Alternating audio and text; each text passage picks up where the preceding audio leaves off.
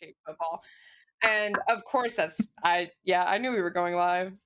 Perfect. It's a good thing to go live on. Hey, Well, Look, y'all. it's story. an LFTA special, okay? Just in shit coming out of people's mouths. Perfect. Hey, y'all. Welcome back to Live from the Apocalypse. I know I'm not one of the faces you often see here, but that's okay. There are all these other wonderful, familiar faces, and I'm excited to be here too. We're here for Haz-Mas. Great stuff going on, raising money right now for medical aid for Palestinians. And as I've been told, I have to let y'all know that for every donation, Brendan gets yelled at. It's going to be a great time. We love to see it. It's cool. Every donation also brings us one step closer to our master plan of dealing with Jeffrey Bezos. We can't talk about what it is, but it's a good one, so you should donate because it helps. With that, we should go around and have everyone introduce themselves, right? That's a thing. So I'm just gonna grab someone and go from there. Cass, go. Hi, guys. You saw me like 5 hours ago. So I was here this morning. I am Cass, better known as Yoda, Yoda Almighty. I use she, they pronouns. Tonight, I am also playing Rebecca Donbrower using she, they pronouns. I'm really excited. Yeah, cool. Moving on. Do I have popcorn? Do you want me to pick? Yeah, pick someone. That sounds fun. Ooh, Jitty. Hi, I'm Julie. You can find me at Oh Look It's Julie most places on the internet.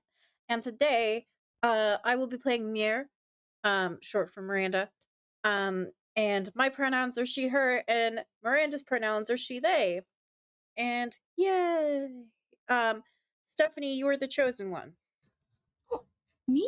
Hi, I'm Steph. Pronouns she, her. You can usually see me lurking around here. Tonight I will be playing Nell Pryor, and she's the Spellslinger playbook. I guess that leaves me. Hi everybody, I am Brendan, he, him, and tonight I'm going to be playing Johnny Robinson, using the Flake playbook. We're excited for it. And I know I'm going to get yelled at by other people if I don't, so I have to do it. Hey, y'all. It's Drake Lionheart. Most people call me Lion. I am I have to do it differently now, the studio director for Tales from the Table Studios. You can find me at It's Drake Lionheart on most socials or The Lion Knight 42 over on Twitter, but really don't go there anymore. It's awful and we hate it. You can also find me at TTFT Studios, TFTT Studios on most socials because Tales from the Table Studios is too long of a name. So yeah, and that's all the stuff I'm going to go through because that's not what we're here for. Anyway, so welcome, my wonderful. Oh, I'm sorry. Go ahead. Oh no, you're good. I was going to say everyone can do plugs and everything at the end. Yeah. I get so caught up in it because I do it so many times. That I 100% understand. You get a script going. Yeah. Exactly. So, if we're ready, my wonderful, wonderful hunters, we open on what looks to be a middle-aged man with a kippah sitting in a dark room in a worn lazy boy recliner. The light from the TV casts stray shadows across the room. We can faintly hear the voices of commentary from the baseball game on the TV, just quiet enough to not pick out any of the words. The man's head begins to droop as he nods off, snapping back up at the crack of a bat making solid contact with the ball. The commentators getting louder and louder. And then there's movement in the shadows, a skittering sound followed by a clattering and more skittering. The man's head jerks back up again and he begins to rise. And as he does, our point of view shifts. Suddenly, we're low to the ground and moving quickly, darting underneath a table in a dining room, our vision bobbing up and down slowly. For a moment, everything is quiet, save the ragged breathing that emanates from our field of view, from behind our field of view, until the previously sleeping man steps into the dining room and slowly crouches down, now at eye level with us. We see a look of confusion, and he mouths the words, "What the?" cut off as our point of view blurs with the sudden forward rush of movement, followed by a series of cracks and ripping sounds. As our camera fades, you again hear the scurrying of feet. Once it fades back in, we see a wide sweeping shot over the town of Layton, New York, as Ocho Candelica's plays, our title, Haz-nukah Hunters, slides down over the screen. And as it fades, we then follow through the streets of Layton, across the bevy of shops all done up for the holidays. Christmas trees, inflatable menorah, snowflakes, and lights and greens and reds and blues and whites. We pass by an old classic news rack for the Layton Ley Line, one of the local papers. One of the side articles is titled "Candles Gone, Menorahs Next?" Question mark. We move past it towards the homes of the town, including those 4 houses that every town has, where they go fully in on the holidays. Giant displays of lights and music and signage just coating these homes. From there, where is our camera going to pan to find Rebecca? Oh, I think Rebecca is where she always is when she comes back to town. She doesn't go to like favorite restaurant, doesn't go to say hi to anybody, goes straight to the pit. Just checking on the pit. Why don't you tell us what Rebecca looks like?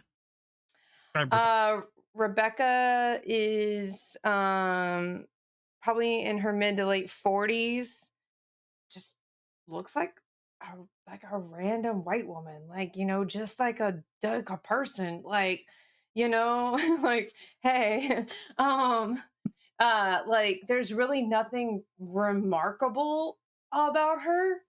She's just very average all around. She's just maybe a little underdressed for it being, winter in New York, like with just a trench coat and what looks like like a thin shirt and vest underneath it, but like is wearing sensible boots with good, traction and, just like it's just doesn't look like anybody out of the ordinary except like that she's standing on the edge of the pit outside of town.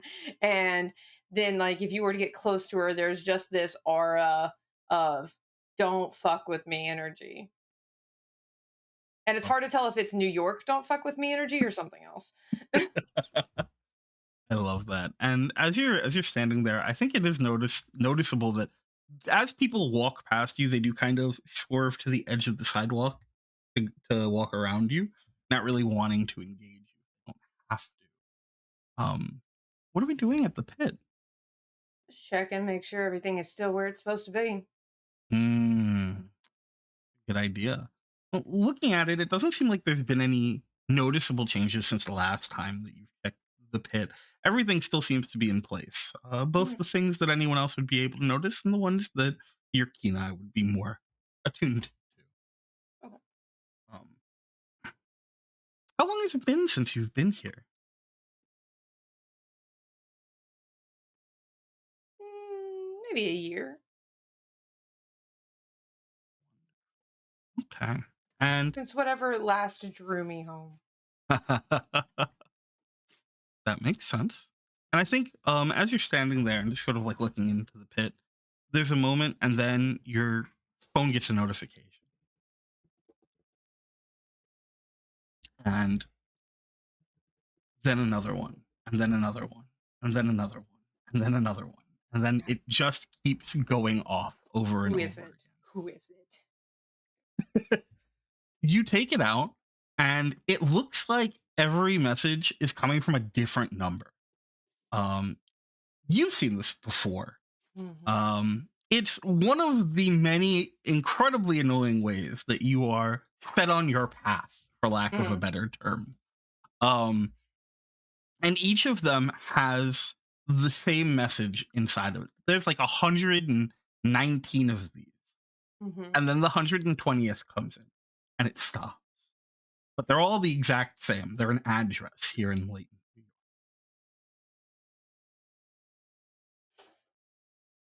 You know, the invention of the cell phone was supposed to make life easier. And I will just click on what I assume is the automatic Google Maps link to that address and start walking. So when you click on the automatic link, the first time you click it, your Maps app crashes. Come on. Click it again. And then the second time it loads up proper. Um, but there is just a quarter of a second of the little circle with the empty map before it does load up. At which point you see that the address is for a house only a couple blocks away from where you are now. Um, Start walking. and as you begin your walk towards your guided address, I think our camera is going to sort of watch as you walk away and fall behind. And as it does, I'm going to ask, um, Johnny, where does our camera go to find you? I think probably Johnny is in the midst of loading up the back of his pickup truck with some various groceries, doing sort of a bulk grocery run for several of the old folks who sort of kind of pay him as a sort of an unofficial caretaker. Think he is wearing jeans, boots, uh, has long hair back in ponytail, and has a big puffy New York Jets jacket on. Love that. And I'm going to ask you another question. When was the last time that you found yourself caught up in something strange here in Leyton?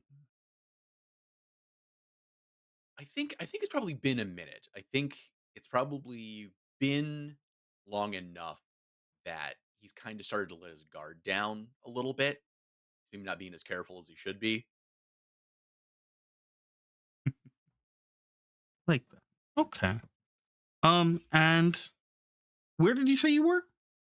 I think I'm by let's say a convenience store nearby, grabbing stuff. He's finishing up a bulk grocery run for several of Right, the yes. older folks that he does odd jobs for. Yeah. And the nice old gentleman behind the counter, Herschel, makes it pretty easy for you to be able to get what you're looking for, points out where you need to go to pick up the last few things. And then he sort of like settles back down because he's got the stool behind the counter. He's been here a long time, at least as long as you've been here. And he's starting to get up in age. The stool is a relatively new addition to the shop. But he sits down on it with that a little bit of a groan, and he goes, "So, what do you have planned for the holidays this year?" Oh, not a whole lot. Um, Probably just gonna hang out at home, I guess. Just taking it easy. I don't blame you. Taking it easy is not a bad idea, kid. Gets so hectic. All all the people coming in visiting family, all the people running around, getting all the lights up and everything. It gets too loud. Yeah, I mean, I'm figuring I'm off work down at the warehouse, but I'm figured out I'm probably going to be on call for some folks just because, like, pipes freeze over, and it's the holidays, can't reach a plumber, so I keep my phone on. You're a good kid, Johnny. You're a good kid. And he rings you up, and when he gives you your change, he also includes two like chocolate coins, two gold wrapped chocolate coins or gelt. Yeah, get that Um, gal. and as he drops them into your hand, he goes, "Don't spend those all in one place." I think he's already unwrapping and eating one on the way out. Wonderful. And as you walk out, there's a moment where just as you step past the door, you hear the bell and the door starts to close behind you. You see movement out of the corner of your eye in the alleyway next to Herschel's shop.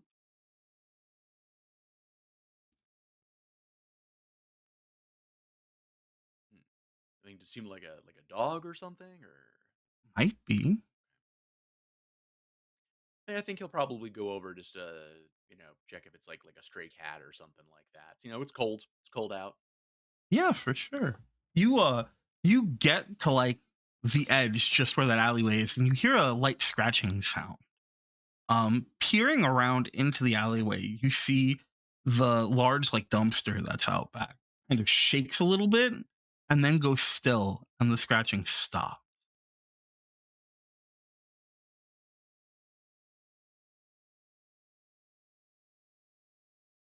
Anybody back there? And just about as you say that, um, I think Rebecca, you walking down this street recognize this puffy like jet jacket. You've seen it before, for better or worse. Nobody, You nobody, are nobody around here supports the Jets quite like Johnny does. Yeah. No matter how hold on. bad they are. Yeah, I I'm was about going to to say, say, hold as a on. New Yorker, let me confirm for you that nobody supports the Jets. No, but Yeah, like no, the yeah. Is this 2024? Okay. Johnny I feels a will. certain like kinship with the Jets as something of Okay, a so perpetual here's loser where himself. here's what I'm gonna reveal some things about myself that have been coming out more on streams lately. I'm gonna walk up behind Johnny and just go, Aaron fucking Rodgers, really? That's what I'm saying. That man looks rough, and you're still wearing that jacket. It's gonna be our year. So I'm saying. So I'm telling you. No, it's not. Your quarterback is Aaron Rodgers. He's a late bloomer. Be sensible. Support if you want to support an underdog, support the Lions. Their What? whole defensive line is injured now. That's fine. What? I'm not in Detroit? the Detroit? No, yeah. get out of here. No, come on, Jared Goff. Let's go. This is where you find out Cassidy's in a fantasy football league and has like the I was entire gonna say Jets. you could be making up every single one of these names. This is also Brendan like desperately searching to be just like, okay, wait, does Geno Smith still play for the Jets or did he leave? Oh, I think he got traded, didn't he? Last I don't remember. last I remember was he got into a bunch of fights in the locker room, and I went to college with him, and I was like, this does not shock me. ESPN Yeah, was like no. all ESPN was talking about it for an entire day, and I'm like, guys, I don't know why you're surprised. Like literally anybody who knows this guy could tell Hey, you. Q, I see you. Jared Goff has been scoring me all my points in fantasy football this year. Yeah, no, yeah. So I will just sit there and razz Johnny about the Jets for a minute until he realizes that me being in town is not a good thing. Yeah, I think it's gonna take a long moment. I think because he's having this conversation almost like over his shoulder. I think while he's Mm-hmm. gonna go kind of like poke around by the dumpster. Mm-hmm. I think because Why are we? he's so used to people like razzing him Oh, for being a fan of the Jets that like I it's almost just kind of like an autopilot conversation. yeah, and I think I will like put it like as I start to realize he's going down the alley. Go, what are you looking at? And like grab him and for someone built like her, she shouldn't have the strength she Yeah, has to fully turn you around. it's like, oh no, I heard like a cat or something down there. So I want to make sure it was okay. Johnny, you're following a weird noise in this town. We've Yeah, talked about this. yeah. I mean, what? Give me a possum. Give me a raccoon. When was the last time it was a possum or a raccoon and I was here?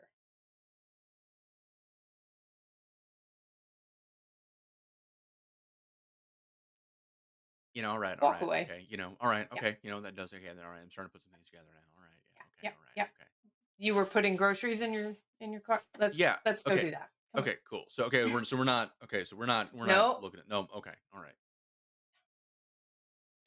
So the two of you turn around and begin walking back towards Johnny's car. And uh no. What is it that we find you doing as you are walking down the street here in Layton? I think what Nell is doing is she's on her way back from it's around dinner time or early evening after. Yeah, I'd say it's like early evening. Yeah, she probably had like stopped by her brother Finley and his husband Tom's place and for like a quick bite to eat because she's a little all over the place and Finley is the more organized of the siblings, so he tries to make sure she remembers to eat something. So they've sent her on her way with some of Tom's family's recipe, well, freshly made rugelach and I always mispronounce sufganiyot, the Yeah, it's pretty donuts. good. Yeah, Is that sufganiyot. yeah, Yeah. yep, okay. I always mispronounce that. So she's got those in a nice bag. They're still warm. She's very much looking forward to eating those. And I think she's kind of like also distractedly like kind of looking at her little notes app on her phone, just going through her notes on like any um any artifacts for magic use or like tools or like books that she might want to buff to her like urgent notes list. Um, like some that she's like, oh, this has been on the back burner for a while, so she's a bit distracted. Why don't you tell us what Nell looks like? Yeah, Nell is kind of a short, semi-curvy girl in her 20s. She's got it's kind of like olive skin because she's outside a lot in the sun, a lot of freckles. She's got these short, curly brown hair that she's normally holds back with a headband she wears. It's got like violets patterned on it. And at the moment, she is got her winter coat on. Under that, she's got her nice oversized green sweater over a tank top, a little like quartz pendant she has tucked under there, and just jeans, black boots, and she wears several like several bracelets on each wrist that have different stones that she uses in her spell work. So just a subtle way to hide her tools in public. And I think as you're walking and like sort of scrolling through your phone, almost completely blank to what's anything going on around you, you kind of both catch out of the corner of your eye at the same moment as you hear a familiar voice, and you catch like the edge of that trench coat walking with someone towards like a car. I didn't do it. It wasn't my fault. I didn't trip any traps. It's not my fault. Turns around. I know, Nell, it wasn't you. Okay, I just preemptively, just gonna save you a lecture. Wasn't me. 90% don't sure it wasn't me. lecture you. I don't lecture you. You lecture me like with your eyes. I can see it happening. That's fair. I got a text. A lot of them. Hey, Johnny. Oh, Nell, what's up? Not much. You know Rebecca? Oh, yeah, we've run into each other once or twice. On good terms? Yeah, Johnny's good people. Okay. I mean, I'm good people too, but okay. Well, yeah. Well, no, Kid. Johnny's super good people. No, that's fair. Kid. I don't mean to cause problems. They just kind of happen around me. What can I Yeah. say? You are a bad luck magnet. It's fine. I mean, believe me, I get that. Also a bad luck magnet. Well, I mean, Thinks every scratching sound is a cat. Well, I mean, like, in Johnny's defense, a fair amount of times it's been cats. There's also we do have a real bad stray cat problem here lately. Yeah. We really gotta get a TNR program going up here. Yeah. Okay. All right. Hi, guys. I'm in town. I don't know why yet. I'm going to an address. Hi. Bye. Well, Have as we a just good- said, well, we just say me and Nell here, we're bad luck magnets, and here you are. Oh no. You guys are gonna come with me, aren't you? Well, I mean, Well, I mean, what's I happening? gotta drop off these rotaries first. Like, there's milk and stuff there. Like, I gotta drop that off. But I'll meet you over there. You don't know where I'm going. Bye. Don't worry, I'll find you. As you say that, your phone goes off again, and almost immediately after, both of the other two's phones go off. I'm gonna look up at the sky and go, "You motherfucker." And then they all three go off in unison. What is that? What does the one on mine Tell say them I after I didn't do call 'em? it. So they're all the address again, um, from a number that none of you recognize. In fact, If this taking is a moment to look at this number, it's not even enough numbers for a telephone number. I swear, It's like one number short. if this is that Nigerian prince scan, I done told him I don't got It's no money. really not.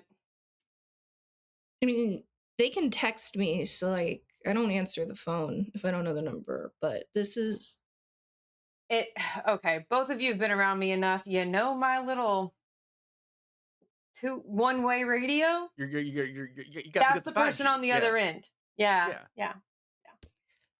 when you say person. Loose description of what they might be. I don't know.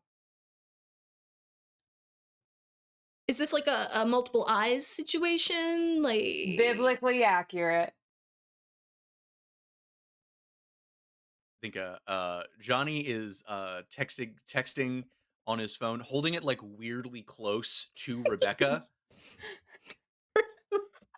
Just see him react. No, sorry, I get terrible signal this part of town. You're a Wi-Fi hotspot. You know, I've noticed that since I got a cell phone that had not buttons. I get great signal, and other people do too when they're. It doesn't make any sense to me. Nell just tries to text the number hi ? Angel emoji ? You send it, and immediately you get back like an error message, that the text cannot be sent. Why don't they do They're not gonna- text? It's a one-way street. Are the phones still ringing? Now, so most of the time, if you respond, they send you a link that I've been told now a few times you're not supposed to click on. Yeah, you really shouldn't click that. You know, from terrestrial numbers, I've been told the same thing. But genuinely, I don't keep contacts in my phone anyway because, well, I don't. Anyway, don't worry about it. So you're following me after you drop groceries. Great. I'm walking. Goodbye. You need a ride? No, Suit yourself. It's cold out. is it? As you say that, just like a harsh wind blows by, and your trench coat just is swept up by it. You get that really cool sort of like ruffling effect behind you. Don't react.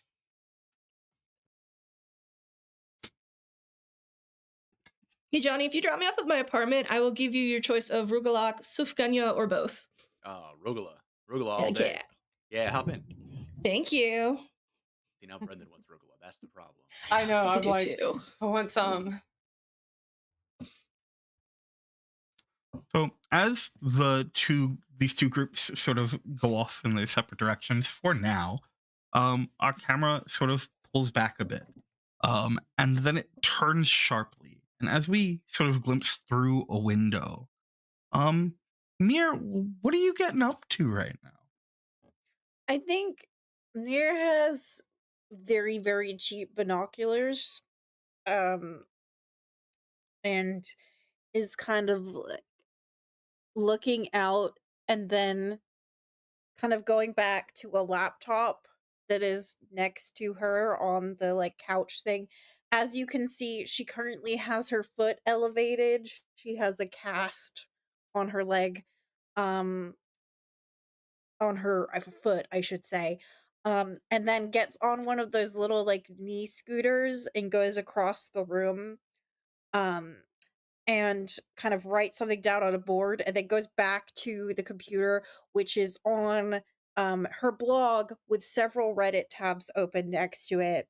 And her blog is called Lost in Leighton. And she is typing up her most recent findings, which really amount to something weird is going on, but she doesn't quite know what. And that's it. That's what she's got. I love that. I'm gonna, if you don't mind if I add a little something. Go for it. One of the other tabs that you have open is the subreddit specifically for Leighton. And it's just chock full of conspiracy theory posts. everything from like the mayor is an alien to like there are like tiny quadrupedal creatures that have been sneaking around stealing every like fourth quarter out of like newspaper machine. Like Yeah, anything and everything is in there. there's someone who is convinced that aliens are sneaking into their house every night because they keep making food and then it's in the fridge and then in the morning it's gone and they're like, someone has stolen my entire pie. I love Um, that. Heck yeah. yeah.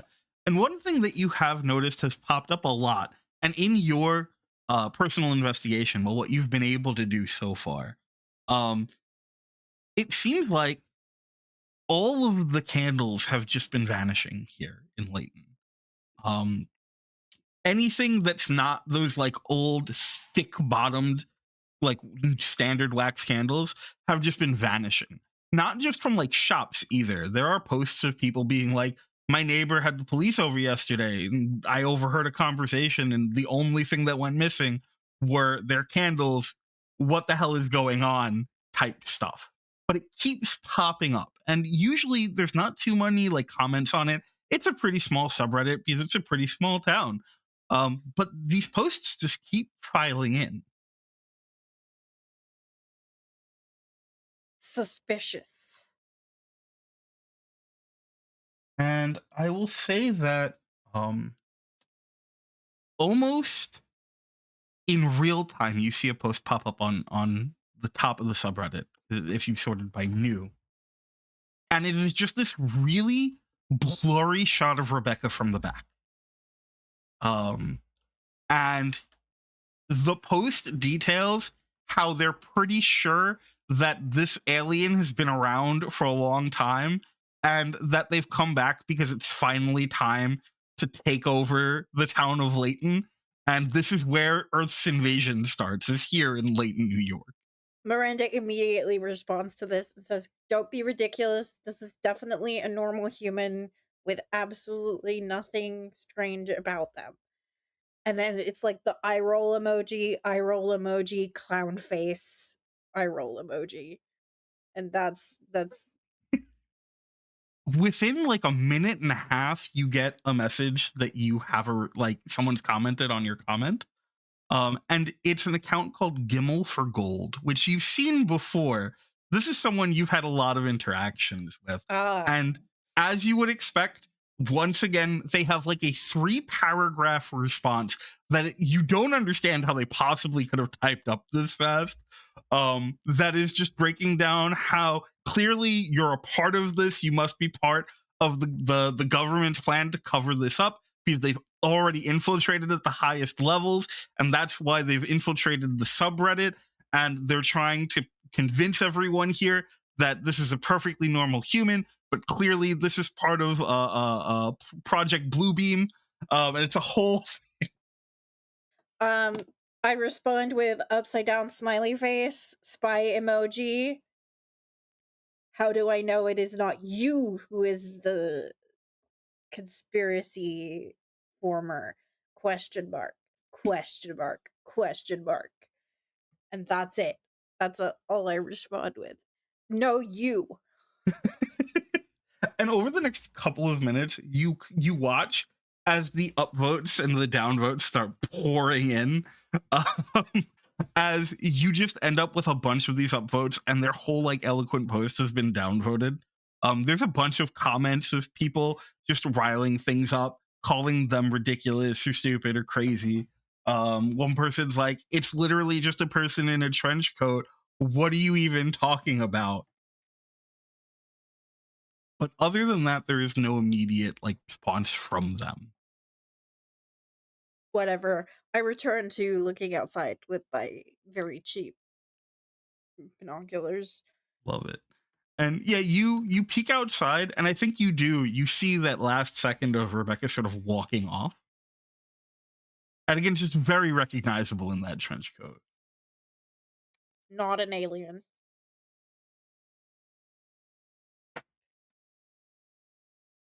I love that. So You know what I would do is if I were an alien, I would be so not suspicious that people would never think that I was an alien. So really, what you have to do is consider that if you think someone is an alien, that almost definitely means that they are not an alien. Or they're just an alien who's bad at pretending not to be. Do you think that the aliens would send someone who is bad at pretending? I mean, The aliens it are turns into kind of a competent in Princess their Bride situation, right? bureaucracy. Where eventually it's like there's so many levels you're not sure if maybe they're supposed to seem like they're an alien because they don't want you to think they're not an alien, or maybe they are an alien and they're just bad at it. Maybe the aliens overall are bad at it and they just Aliens like don't wear trench Inconceivable. coats.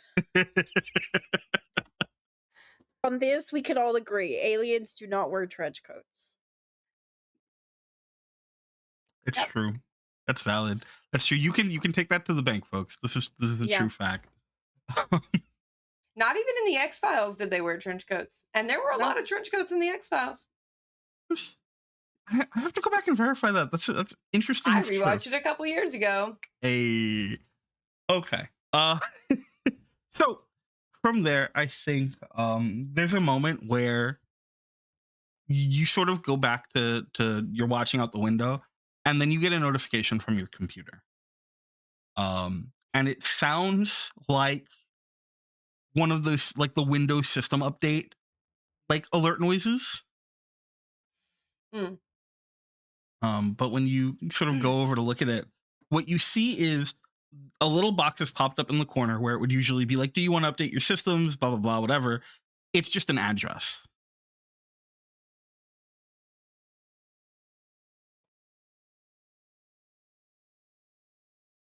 I get on my scooter. Yeah. And as we follow you sort of scooting along, there's a moment as you're going where snow begins to fall. Just light sort of smattering as it sort of falls down. And as you find yourself sort of coming up on the address, you see that the house in question has a police car parked out front, and there is a woman and two officers standing outside the house in the midst of conversation. And about a quarter of a block ahead of you is that recognizable figure in the trench coat.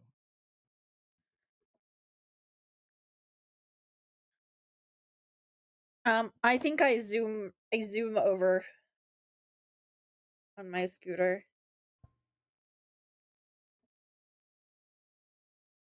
Howdy, neighbor. Hi. Did you also get an invitation to the meeting? You asshole. Uh, yeah. What? Did it text you? Well, it was kind of one of those. It's very curious because it came up like a Microsoft update, but I don't have a Microsoft computer, so it was strange. But Okay. um, I'm you know, sorry. You can probably go home. well, Your leg is broken. You don't need to be here. actually, it's my foot, but Oh, sorry. The cast went up high enough. My bad. yeah, but I mean, I'm here now, so I can find out what's up, what's so important. What's your I name? cannot wait for my readers, my loyal readers, both of them, to read about this. Readers. Okay, hold on. What's your name? Oh, I'm Aunt Miranda. Mir. Hi, Mir. I'm Rebecca. You may have heard of me. I run Lost in Layton. No, I don't have social media. Um, okay. Did you say a blog? Those are still a thing? Huh. Oh, yes, actually, blog journalism is the future. That's what they were saying when I was in high school Well, it's 25 years ago. further in the future. I mean, technically, that's still the future. Oh, oh, okay. Okay. So, Oh. you can go home. I promise there's nothing here your readers want to see.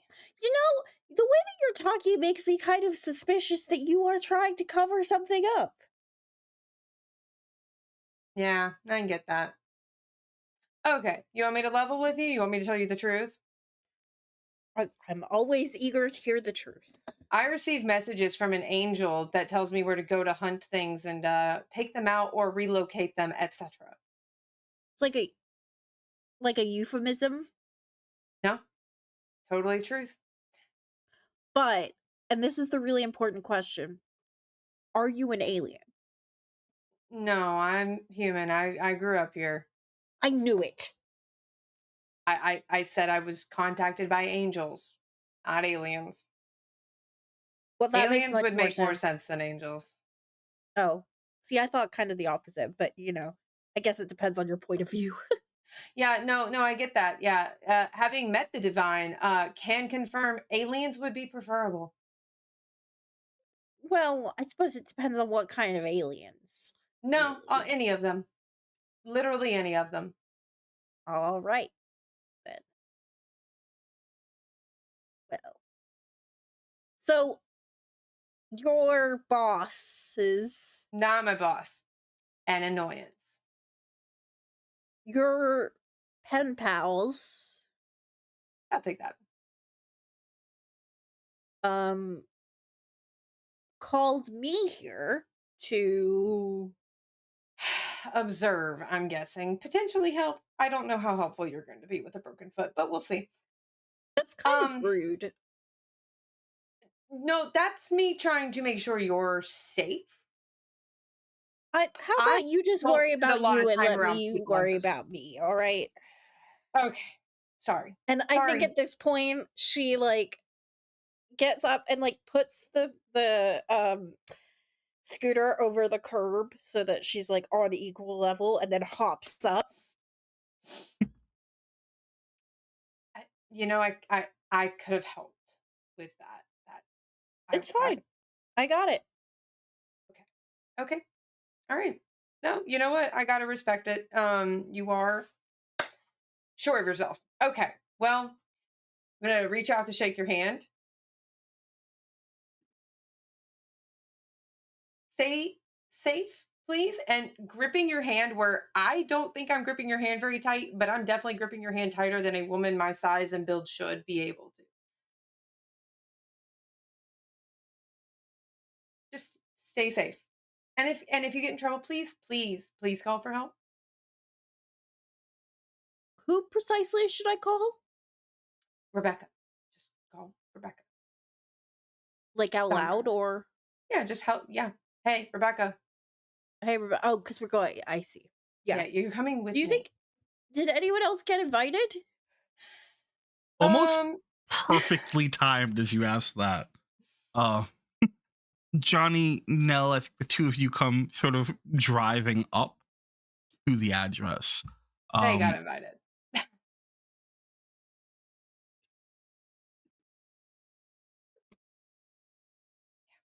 Them. Johnny. No. Don't know if you know them from town. I've seen you. You take the same walk every day to the store.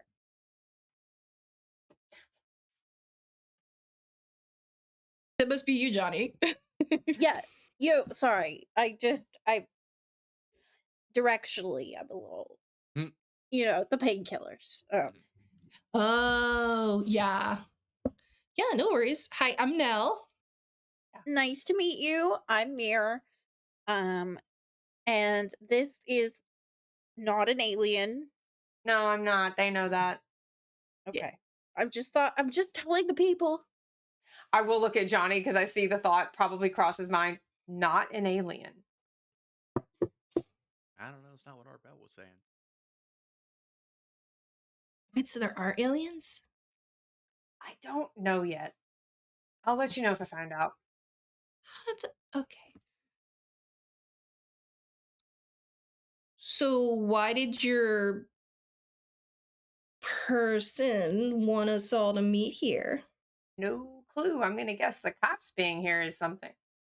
Also, do you know how long probably this is gonna take? I still gotta get some candles. It's one thing on my list I couldn't find. Oh yeah, you're Oh, probably not gonna find him. yeah. This is relevant. I just wrote about this today. Apparently, there is a candle shortage because people have been disappearing from people's homes. Like my neighbor collects candles, and during the middle of the night went to get one to turn it on to lavender, relaxing, right? Like very nice. All of them were gone. I'm gonna pull my phone out, text candles, really? Question mark. Send You it send it. to. Yeah, I will. I have spent my walk opening a group text with literally all of those numbers, all 120 of them. And you send it, and just one by one you get error messages that the text cannot be sent. Just Just mute my one. phone and stick it in my pocket. They And know. it just keeps going off. It doesn't respond in the group chat either. You Uh-huh. get 120 individual responses from each of those numbers that there's an error in a candle. Yeah. Yeah. And it's just about at the time where you notice that the two officers begin walking back towards their car, and they seem to be just troubled. You can notice from here as they're walking back. I don't talk to fucking cops. Okay. Good policy. I just start walking towards the lady who I assume is still standing on her porch. Yeah, for sure. Anyone going with her? Everybody following me. I will scoot. I mean, I think Johnny, I think will actually stay put where he's at as the cops are walking towards him, just because uh, he has had bad experiences with moving away from cops in the past, There. and generally is like, all right, I'm just gonna stay here where you can see me clearly not doing anything. Yeah. Yeah, for sure. And yeah, they don't even pay you a second glance as they get back into their car. And after a moment, they are gone, just driving off to do whatever it is that they're going to. And Rebecca, as you and Mir approach, um, the woman who had turned to sort of go back inside stops, and she turns back to the two of you as she sees you coming. Um, and she's got this like very nice sort of traditionalist like blue almost smock dress on, if you know what those Mhm. are, the really like filled out angular like thick material dark blue dresses that goes all the way down. It's sleeveless. She's got a couple of like metal bangles on her arms. Her hair is like back in a like bun, like chestnut brown, and she sort of like looks at the two of you sort of confused for a moment as you approach. Hi. Hello.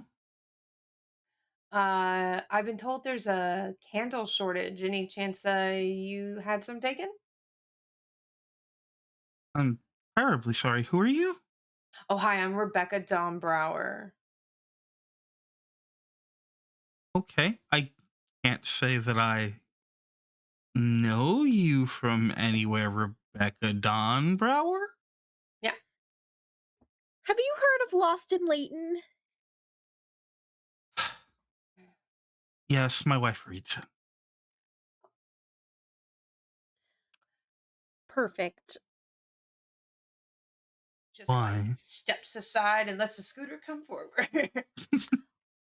Well, This is we why are the text. very concerned about the things that have been happening in this town, and so we were just wondering if you wanted to set the story straight. Set the Add story any straight. details? With what exactly? What is it that you think I can add to? I'm sorry. So, are the two of you reporters for this trash blog? Is that what's happening here? Well, first of all, that's a very strong language to Blog use. journalism is the future. Thank you. Thank you. Um, and What do you have, I think 15 your readers? wife, who is a woman of excellent taste, may I say, well, clearly not all kinds of taste, but we can't have everything in life. Um, Here. That way. we were just wondering if you had any statement about what has happened here. Because we've been hearing things about town, and we just want to make sure that you get the final word on what has happened to you. It's important that people get to tell their own stories. Don't you agree? Yeah, I do. And if an actual journalist ever stops by, I'll be happy to talk to them. Okay, so to be perfectly honest, people are listening to the police scanners, and your house just got pinged as a hotbed for aliens. So please let us post something that keeps crazies from showing up at your door. I promise we're not the most crazy people you will find. If just let us post something. Miranda is just seething. That like So fair. Um, Rebecca, why don't you go ahead and roll me manipulate someone? So you're gonna roll plus charm. wait, I have a Yes. thing. Yeah, I yeah. have a thing. Oh wait, I'm not well here. Can I make an argument Yeah, pitch. Always pitch it. that Yes. we are not fighting a monster unless that monster is ignorance? And um in fighting the monster of ignorance, if I help someone, it automatically helps as if I roll a 10. Oh. I think that that was so beautifully presented that I'm 100% gonna let this happen. For sure. So do I even roll, or like just to see if I get like You roll, but you have the help. What is help in this word? Is it an extra die? I don't remember. Is it advantage? Let me double I check. don't remember what help is in PBTA. definitely picking up the dice that only rolled sixes in my game So on does it Thursday. say that? Does it say help out like capital H, capital O? No. Okay. When fighting a monster, if you help someone, it's bolded. Um, I don't roll for it.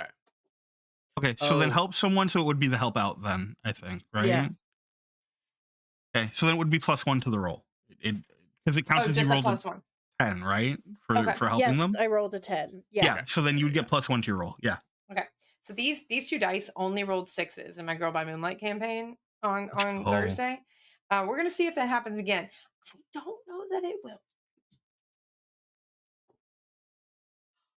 Well, we got close. So I rolled a 6 and a 3, +1 from me, +1 from Mir. That is an 11.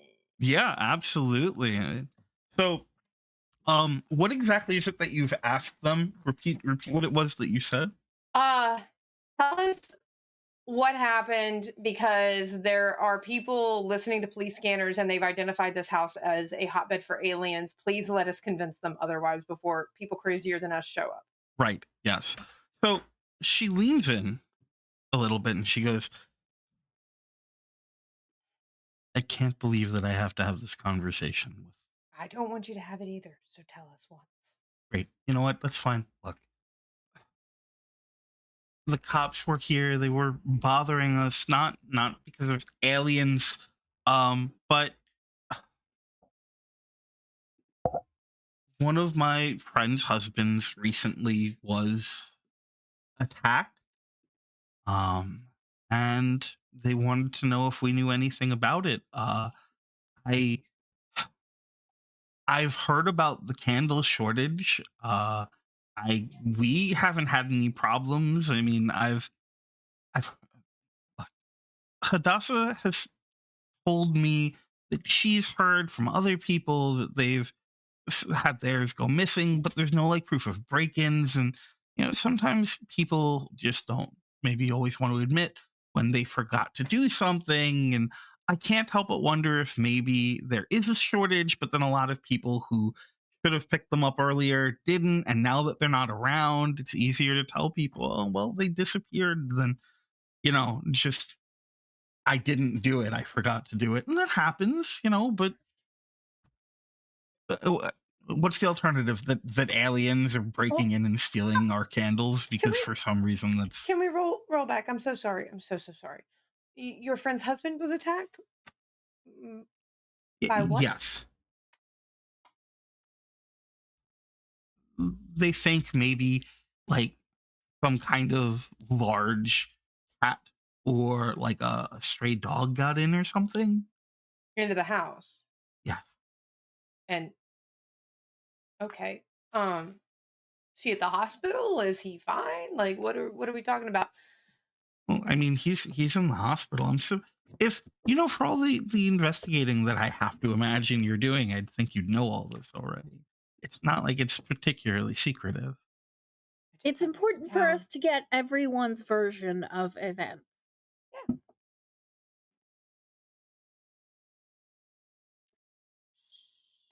So what's his name? Mir. What's the guy's name in the hospital? I know the guy's name in the hospital. Yeah, for sure. His name is Yitzchak. Yitzhak. Mm-hmm. Yitzhak, Keep yes. doing it. I have to stop doing it. Say it out Um, loud. yes, of course. As I read about earlier today, Okay. the attack. The attack. All right. Cool. And the cops wanted to know if you knew something about it. Why you and your spouse? Why? As far as I know, they told me they're going around and asking everyone. I don't know Everybody who why. I'm knows Everyone? not them, sure or That what. seems wildly inefficient. I yeah, listen, I don't disagree. It does seem for wildly for inefficient. for an Although, can you animal really attack. expect the cops to do a decent job? Come on. You make a valid point. They go Okay. around, they pretend they're doing it's like if it's just like a dog or something, I don't even understand what anyone else is going to be able to tell them. It doesn't make any Yeah. sense to me either. I don't know what to tell you. All right. Well, Mayor, I've got what I need. Um, Yes, please tell your wife that I adore all of my readers, and that's all. And she turns around and scoots away. I will just leisurely follow the scooter. Okay? And she like you can almost feel her roll her eyes as she turns and leaves and shuts the door. Right. So, Johnny, hi, bud. Check that alley. That's all I'm saying. No, we I'm need to go to the gonna hospital. I'm gonna ask real quick. Nell, Johnny, while this conversation is going, is there anything that the two of you are getting up?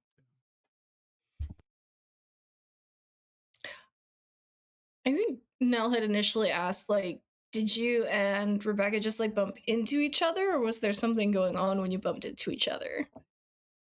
I mean, honestly, it's kind of a whole thing. I mean, so I should have known something was up when I got asked to check something down in the basement instead of the attic. Like normally, the D-Books is up in the attic. So the Yeah. basement that should have been the first sign that something hinky was going on. Anyway, it turned into a whole thing. And just in the middle of it, Rebecca showed up, and honestly, I'm real glad they did. Because man, I tell you what, that was way above my pay grade, whatever that thing was. Yeah, that's usually how I bump into Rebecca. It's probably why they don't like me. Um, so like it was in the basement tonight, or like Oh was no, it? this was. Oh Oh, gosh, no, this was what last spring sometime. I think I bumped. That sounds about when I bumped into them. Yeah. So tonight was it like an attic situation or a basement situation? Oh no, tonight. No, we just ran into each other, you know, down over by the Circle K. Oh, okay. So no situation. I mean, I guess this situation, No, but yeah. I guess now this situation. I mean, it's nice when it doesn't.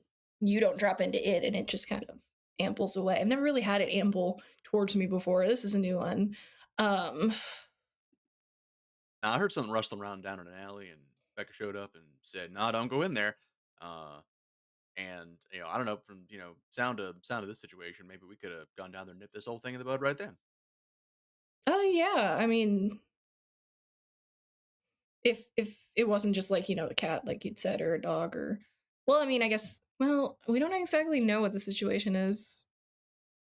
Maybe they'll know what the situation is. I mean, unless it's about the candles. I don't think it's about the candles. Is it about the candles? Could it be connected to the candles?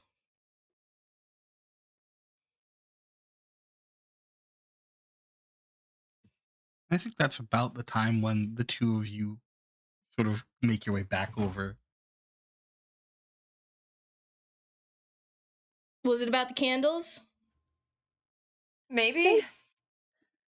Okay. Johnny, got room for a scooter where you need to go to the hospital? Oh yeah, toss in the bed.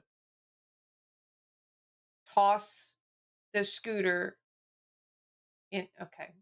Medical equipment doesn't get tossed, Johnny. Like, It's okay. It folds. is this a pickup truck? What do you drive? Yeah, it's a pickup truck. Is there going to be room for all four of us in the pickup? Squeeze. It's got a bench seat. Rebecca will sit in the trunk or in the truck bed. The bed. Okay. Mir, you can take the front seat. I think it's better for your cast. I'll go in the back. I really appreciate that. That's very kind of you. Yeah, of course. And what's great about this is then you get the entire bench seat to yourself, so you can luxuriously spread out. Sprawl out, Bro. Yeah. Just fit. I'll sit in the truck bed. Yeah. All right. So are we going to the hospital? Nell just kind of slides open the window to the truck bed. It's just like, why are we going to the hospital? Guy got his face bit. Someone was attacked. Oh shit. And it is or is not related to the candle thing, but the cops are asking questions about what's supposed to be an animal attack. to literally everyone. So Literally everyone. Do they want to interrogate an animal? Like, that makes me think they don't know what the fuck it is and they're saying it's an animal, so we're gonna go get it from the horse's mouth. I realize the joke I just made. I don't think a horse is on the list of possible suspects, but we can. Have you been bitten by a horse, Mir? I have not. They hurt. I mean, they're so cute though with their little noses. I mean, big noses, but still. Ow. So it's a relatively short ride to get to Layton Medical Center. And when you get there, I mean, it's as you would expect during the holidays, it's pretty busy. Unfortunately, a lot of people go to set up their decorations. Footing's not always so great. Mistakes happen with tools. So the holidays is a busy time of year for most medical institutions. Defrost their turkeys before trying to fry them. And that happens too, way too often. In fact, I think that's a pretty common problem here in Layton. My uncle did heard about that happening so much this year, and I feel like no other year before this had that issue as much. It's like on a 5 or 6 year cycle, I swear. When I was a youth, the top floor of a volunteer fire department by my house burned down because of a Thanksgiving turkey deep fryer incident. Top floor of the top floor of the VFD, they rented out for like banquets and stuff. Like, we used it all the time. Oh, so it wasn't the firefighters who did it. No. They rented it out to a group who's doing like a Thanksgiving thing there, and they took the deep fryer that they never used out onto the wooden deck, and it started a grease fire that caught the deck on fire, that caught the roof on fire. Upshot was, once the firefighters got the call and they showed up, all their equipment is already there. So yeah, that's convenient, right? Yeah. Like, scooch over, we gotta get in the closet. Man, those volunteer firefighters are never gonna hear the end of that. Like, no, not for years. My dad was one of them. They did not. Absolutely fantastic. And I think this is probably a good place, actually. It's a couple minutes earlier than we discussed, but I think this is a good place for us to take our break. So we're gonna take a little bit. We're gonna take how many minutes do you think we're gonna take? Brendan, what's the norm? 10 is the default, but I mean, we do whatever. Yeah. So we're gonna take 10, 15 minutes. We're gonna go use the bathroom, grab a drink, do the things we gotta do that we can't do while we're here. You should go do the same, but be back here for when we get back so that you don't miss the second half of this wonderful game of Haz-nukah Hunters. See you soon. Aw, to be Goofy Cat. Right? Yeah, She's just right. like, Just like too tired. Hey y'all, welcome back. We're back here with our second half of this wonderful game. We took a couple minutes, went to go grab a snack, use the bathroom, grab a drink, do all the things we had to do, and hopefully you did too, and hopefully you're back now. And if you're not, that's okay. You're not hearing this anyway. It's fine. I'm sure we'll catch you on YouTube or something. But but as we come back, we find the group of you, assuming everyone is going to be going in, unless anyone is going to be hanging out outside. We find the group of you heading into the medical center. Going in, there's a lot of back and forth. There's a lot of people in the waiting room still. And what looks to be a very exhausted gentleman sitting behind like a glass screen up front. Just typing away. When as you get like within earshot, someone sort of like swerves ahead of you, walking really quickly, and like goes right up, smacks down some paperwork, and is pretty much just like shoving it under the like opening in the like plastic screen. And immediately you can see the look of exasperation on this guy's face as he takes it and types a couple of things. You can't make out exactly what he's saying, but you see the like really tired shake of the head as he like hands the papers back. And the person who had like veered in front of you snatches it and like stomps off and almost throws themselves into his seat and is just like pointedly glaring in their direction. hey, Lion. Yeah. Can I do a little magic to that person? You absolutely can do a little magic to that person. We aren't rude So to healthcare workers. we love to see it. I would like you to roll me so tell me what it is you're trying to do, and then we're gonna roll about it. I want them to suddenly have laryngitis and be confused why they were here in the first place. And if it is Okay. serious, just like move them up in the queue, but like they don't have to talk to people for the next little bit. Okay, so we're looking for like high grade fever kind of Yeah, magic. just a little delirium, like it was something that's gonna have them waiting, but not gonna be dangerous to their overall well-being. Yeah, Where okay. they can't really communicate. Sure, we can absolutely do that. Why don't you roll me a weird? Y'all, these dice. Hit me with it. Double What we got? sixes plus Oh. one. My goodness. Sure, yeah. I'm never not rolling these dice. The legend Never. continues. I know. Like the roll a little while ago was a 6 and a 3. So I'm like, okay, maybe the magic's wearing off. Nope, it's not. So why don't you describe what you and the rest of your impromptu group see here? You just watch Rebecca like narrow her eyes at that guy and watch him as he goes back to the waiting room, and then like she just shrugs her shoulders and tilts her head, and you swear her eyes flash like gold for a hot second. Maybe it's the light, who knows. Yeah, you just suddenly see that guy go like a little listless and just kind of like slump over and fall asleep.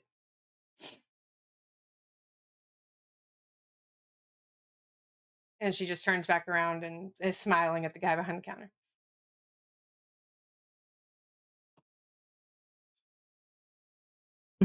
So there is a returned sort of like tired, not super thrilled to have to talk to anyone like made for a desk job smile returned to you as you walk up, and then he looks down at the computer again and then back up at you and goes, "What can I do for you?"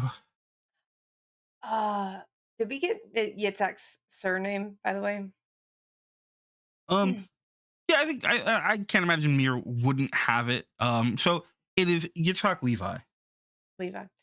Hi, we're here to see Yitzhak Levi. Just in town for the holidays. Heard he was here. Wanted to, make sure he's doing okay. And then there is that slow nod and a bunch of typing. And then they look back up at you, and then they look back and they type a little more.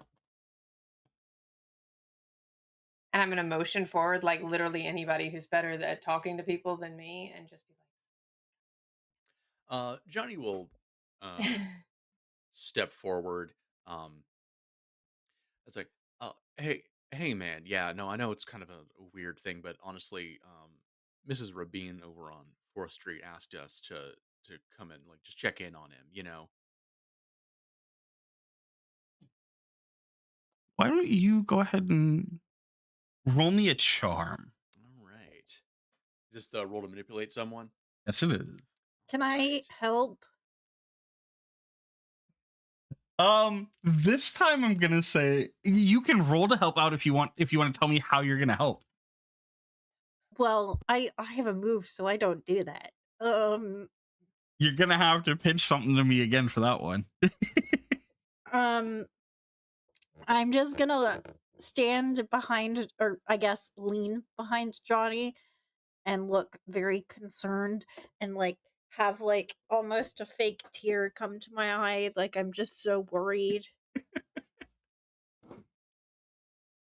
You know what? I will allow this. Why not? Let's do it. Yeah. You can add This, +1 to your roll. listen, there's probably limitations to this move, but I don't know Well, what they are, so I'm 100%. just It's gonna keep fine. doing it Yeah. until told otherwise. All right. I'm a medium. it's a one charming shot. guy. So like, Yeah, right. Yep, 100%. YOLO. It's a one shot, and as long as you can give me a half decent sell, I will take it every time. Okay, so all told, with my +1 and the +1 from help out, I got an 8. Get an 8? Yeah. Okay, cool.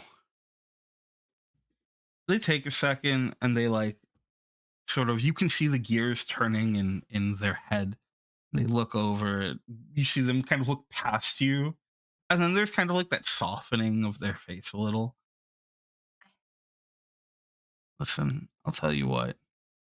I can't leave here because then no one will be here. But it's been a long shift and still got a couple hours on the tail end.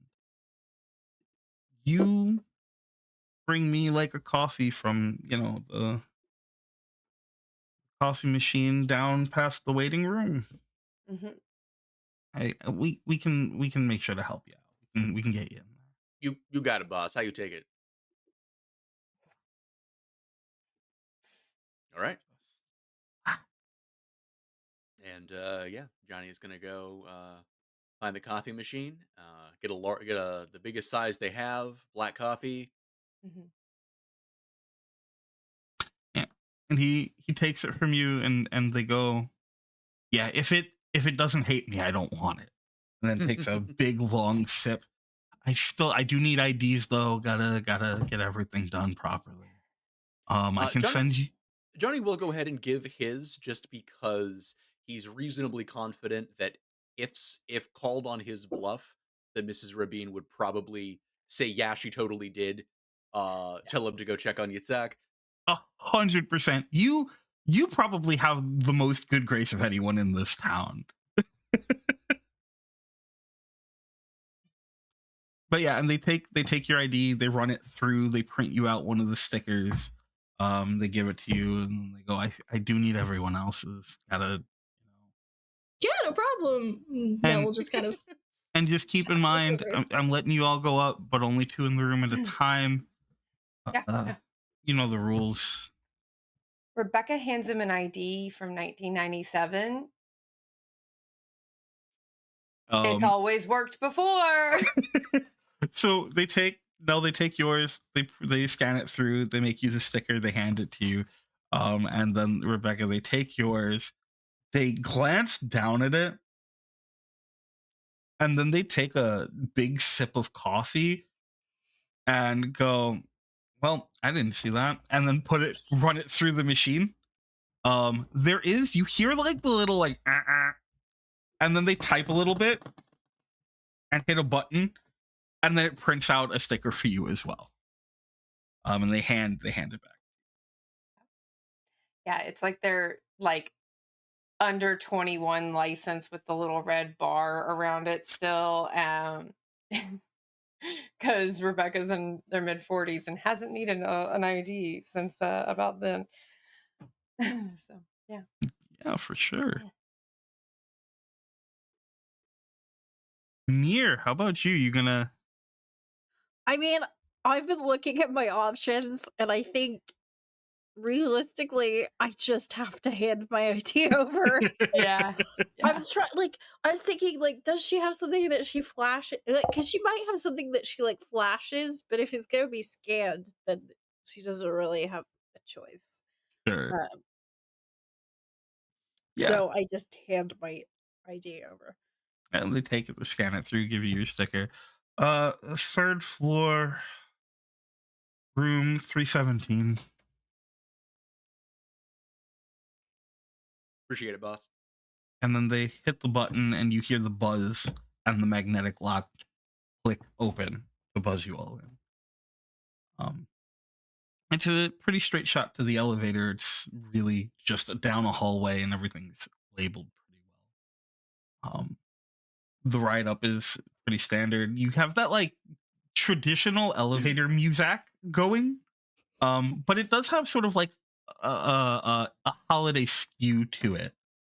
With you get the sleigh bells, and you get the like clearly legally distinct but similar "All I Want from Christmas Is You," but the jazz cover. And Yeah, I'm assuming then- like Kenny G smooth jazz Christmas. Mhm. yeah, Like, exactly. Yeah, That's no, exactly so someone's got a very Kenny G Christmas in the Yes. CD changer.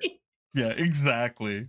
And then obviously somebody got away with some shit because there's like just that one cover of Eight Crazy Nights by Adam Sandler.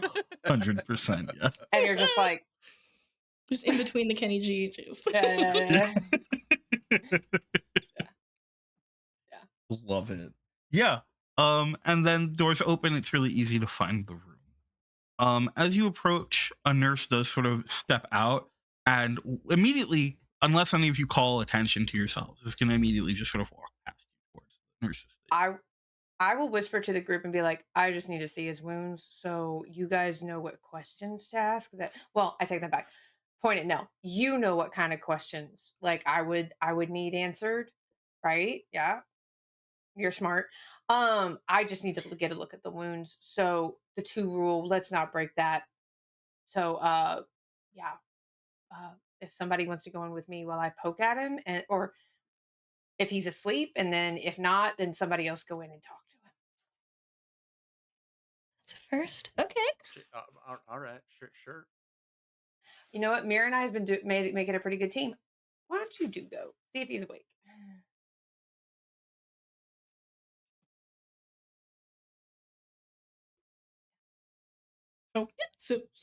Me and Mir? No, I think Johnny and Johnny. Nell. Oh, okay. Yeah.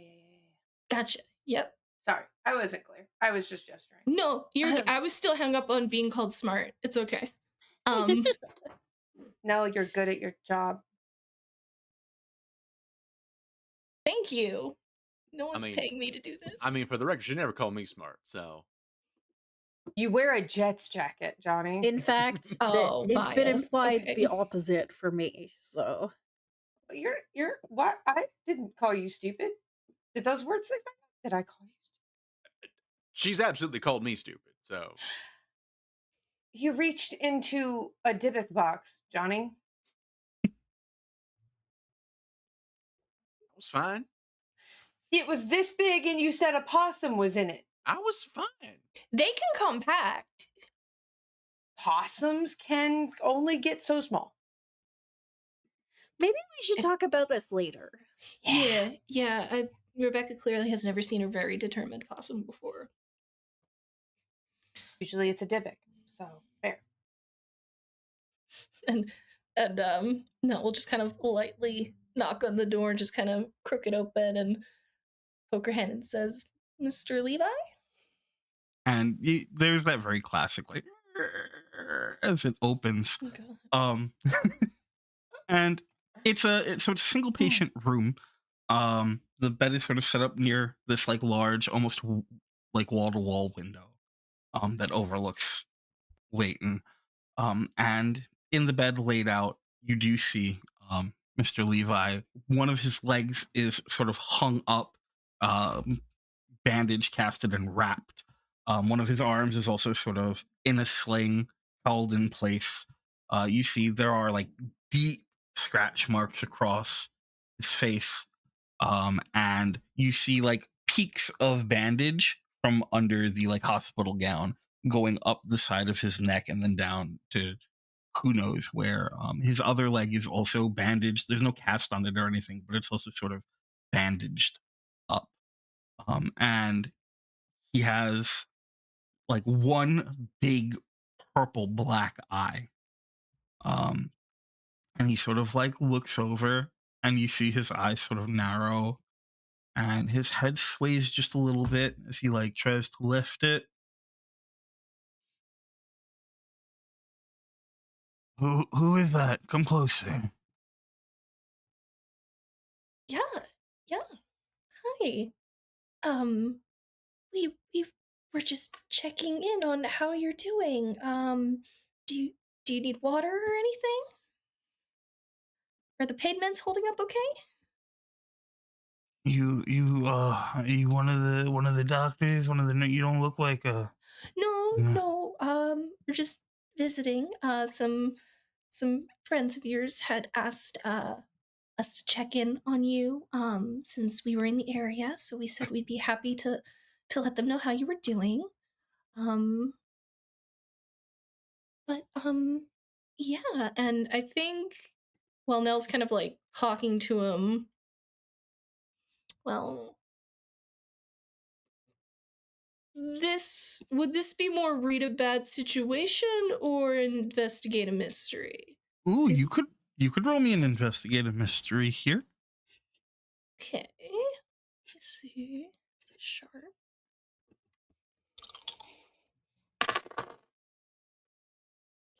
So I got an 8. Ooh, so on an 8 you get to hold one. And there are a number of questions that you can use that hold to ask. Yeah. And just kind of looking at the extent of the injuries, and how this is very obviously not a dog or a cat. What the fuck, Leighton PD? Just keep on keeping on, I guess. What sort of creature is this? Did this? Ooh.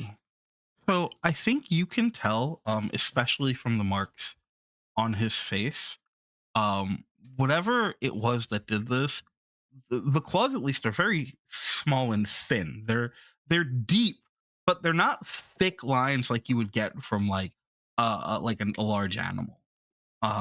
They seem more precise. And I think that as you kind of stand there and converse for a bit, he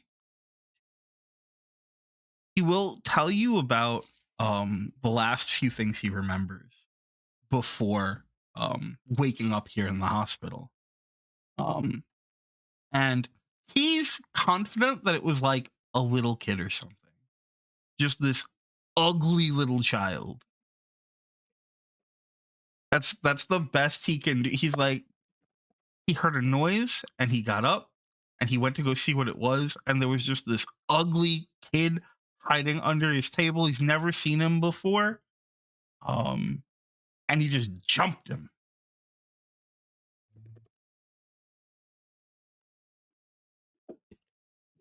Did this kid, could you tell if it was a boy or a girl? Did it have hair? There Eye were color? there were like wisps of hair. It wasn't a lot. Like, I don't know, he got burned or something. Ooh, something's not right with that child. God. Um, that must have been so horrifying. How did you manage to fend it off? I I don't even know what happened. He was just on me, and it was all nails and teeth, and then I woke up here. Did it did it say anything to you? Did it want something, or was it just like Uh, feral child?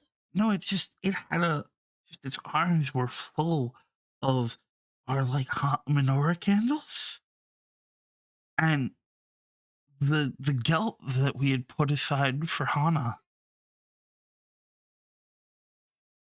It was a very strange child.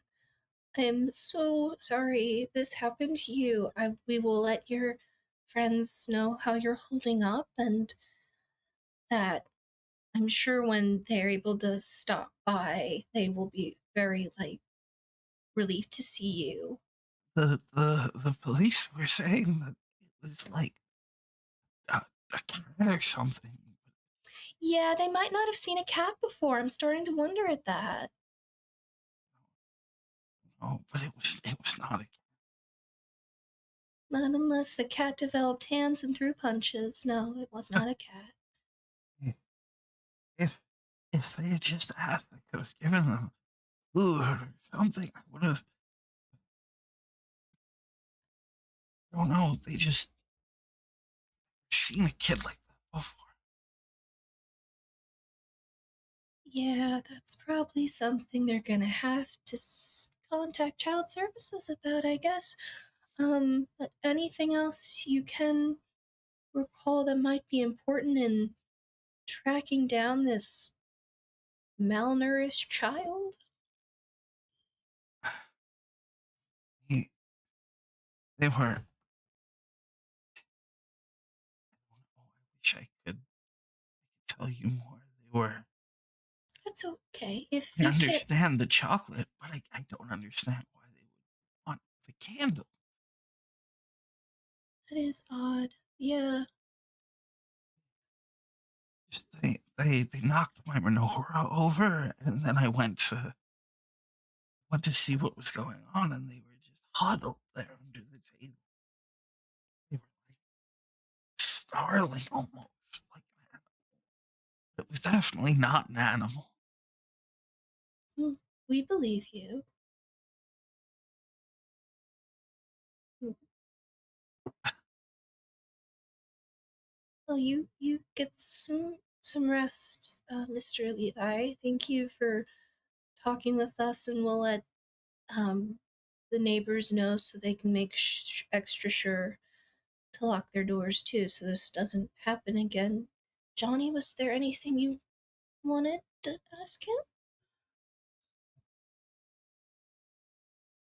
No, I don't think so. It sounds Real gnarly. Yeah. real odd. Yeah. You need anything? Just if you can tell Aviva to lock the doors, make sure they're locked. Oh yeah, I'll text her right now. I wouldn't want them coming back. Yeah, absolutely. We'll make sure she knows and you won't have anything to worry about with your family. You get some rest, Mr. Levi. You probably need some sleep. Yeah. Tell tell Hannah that I love her and I'm gonna be okay. You will. She's probably scared.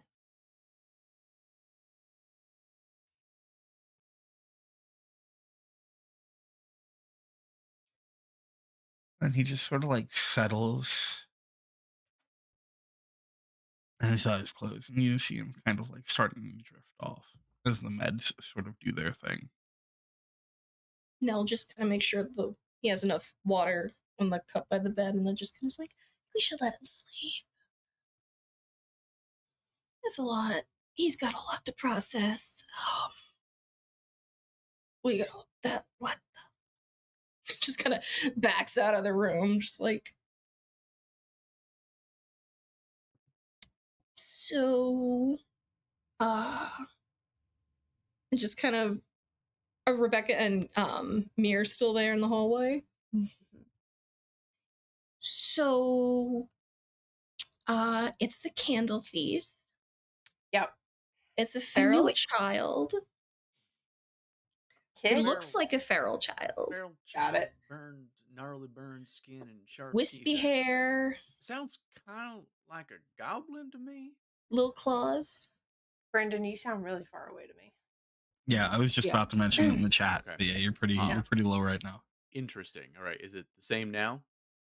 No, It's they're a better, little louder, but you but still it's only. Yeah, Just you could a little- you could go up a little more, but it's definitely noticeable. Interesting. Okay. Yeah. Hmm. Okay. Yeah.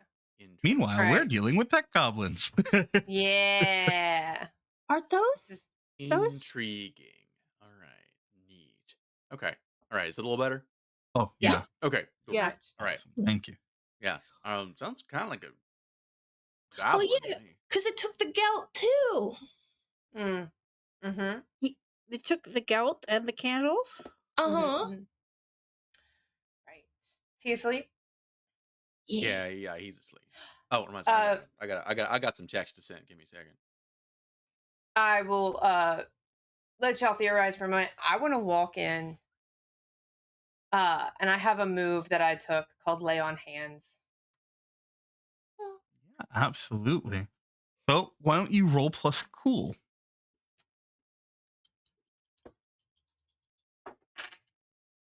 Okay. These dice are making me twitchy now. I rolled a 6 and a 1. Ooh, Plus 1, so it's an 8. Okay. Which means that I heal. Okay, so if I were to roll a 10 plus, I would heal 2 harm or an illness plus the person is stabilized. On a 7 to 9, I do that, but I take it onto myself. Mhm. Sure. So So yeah. here's what we'll do. Why don't you describe what it looks like, and then I'll tell you how you come out of it looking and feeling. Okay, yeah, I just check. I watch him for a minute to make sure he is breathing like the sleep breathing. Yeah, he's out. Not, and then he dies. I see you in chat. We saw that you cracked me up. Yeah, I just make sure he's quiet and breathing, and then I just reach out and I very purposely like lay hands over a bandage so it's harder for him to feel it Mhm. and wake up, and I just like I just soft little goldeny glow suffuses the two of us, and I think the scratches on his face start to just heal up like they've been there for a few weeks, not a few days, like that. Not like getting him back to like 100%, but he's better. He's a lot better. Yeah, absolutely. And as you do, you can feel your own skin starting to separate. Um, but it's not across your whole face. You get like Mm, on your cheeks, bits of it separate. mhm. And you can feel bruises starting to sort of sprout along your like shoulder and on your hip. Like you've taken a pretty bad tumble. You're gonna take 2 harm. Yep. Not feeling super great, but you're okay. Also, I do need you to know that when you called Miss Moon out, so they are 2 rooms away from me and I could hear them cackling and it was great. It was amazing. Hey, Um hey, Miss Moon, out. Make Drake send me some ruach, please. I want some. Oh, This please. stream is making me so hungry. I know. I went and got the fucking Oreos because all I had. but yeah, so you come out of it kind of banged up a little bit. Nothing, it's far from the worst you've ever experienced. Yeah. But you are feeling a little achy, a little sore. Places are a little stingy. Yeah. Sorry, when you're done, I have a thing that I would like to do. I'm done. I Yeah, walk out and I got a scratch on my face and I'm just like wiping blood away. Yeah, see, I could do nothing about that because I'm just a regular old human. But I can get you a Band-Aid down from scour Nurse's the Station. blogs for descriptions of small feral children who might also be goblins. I love the. Okay. What I'm gonna say is, unless you have a specific move for it, I'm gonna call this investigate a Well, it's mystery. Yeah. interesting you say that because Oh, I do have the move. Oops. Um, which is if you want to stumble across something important, tell the keeper. You will find something important and useful, although not necessarily related to your immediate problem. I mean, I think it should be related to my immediate problem, but I recognize that I'm not in a position of authority to demand that. I mean, how many consequences? How many Rammies do you want to go with that? I mean, yeah, it's fine. It's fine. one second. I want to check one thing very quickly. Sorry. I was just reminded of the newsletter that we got at the apartment complex where I used to live that it just said unattended children a continuing nightmare. Oh my God. What? Uh, I want to say that the fact that someone used a colon in that instead of just like whatever form of dash they were able to find on the keyboard Mhm. means that it's serious business. As an editor, let me tell you. It was the way they described it. It was talking about like groups of unattended children going up and harassing residents for money. And I'm just like, okay, see, but we're leaving out crucially how old are these kids? Because Uh, Yeah, I was like, gonna say uh, that okay, are sounds these teen small to me. kids that are harassing residents for like money for the ice cream truck, or are these like teenagers that are shaking people down for money? Like, one of these is a mild nuisance, the other is a crime. Like, Yeah. context okay. is king here. Children, a continuing nightmare. That's so good. So you're like going through all of this as Rebecca's in the room. And I think just at the moment that she begins stepping out, you find a series of posts from the last couple of weeks. Um, some of them are on like the latent subreddit, others are on like our conspiracy. And it's just these posts of people who have seen these like feral looking children like in alleyways, and when they go to like check them to try and help them or anything, they're just gone. But one thing that consistently gets found is little like golden like aluminum like pieces crinkled up like you would find on Geld. So they want gelt is seems to be what the common theme here is. Although I'm not sure if like are the candles just to go with it, or are they related, or are they is it like a darkness thing where they're taking the light and they're not quite clued into the fact that we have electricity?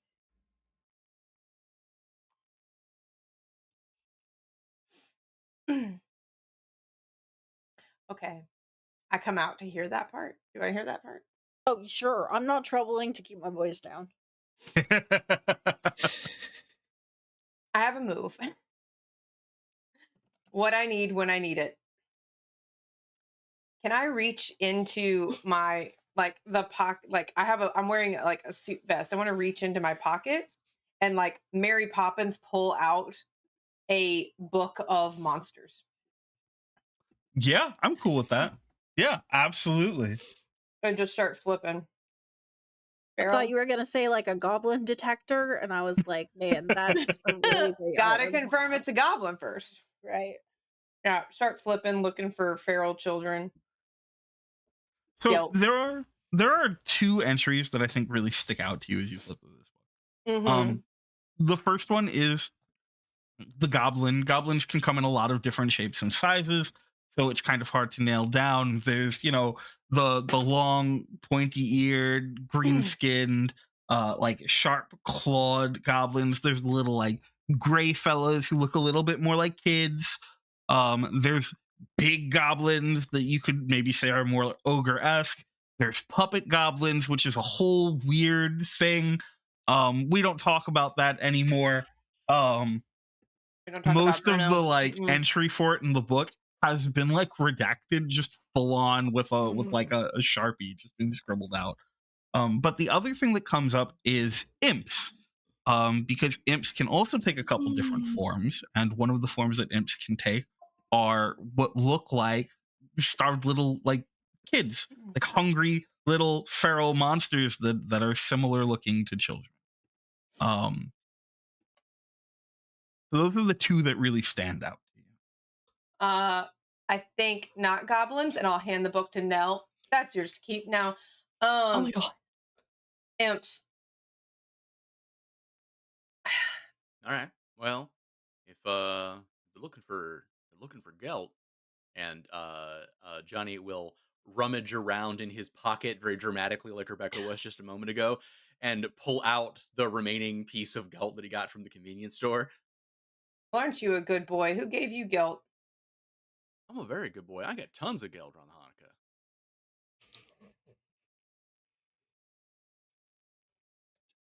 Have How you much? been shaken down for it by feral children yet? I You've mean, been eating it, haven't you? I have mostly been eating it. Yeah. Yeah. I mean, I got some. I think I still got some in the glove compartment. I mean, I get a You lot of go gelt. out You got to and understand. discover that the truck has been stolen by The feral truck has children. been. We're gonna go out it's in that truck. swarmed by feral children now.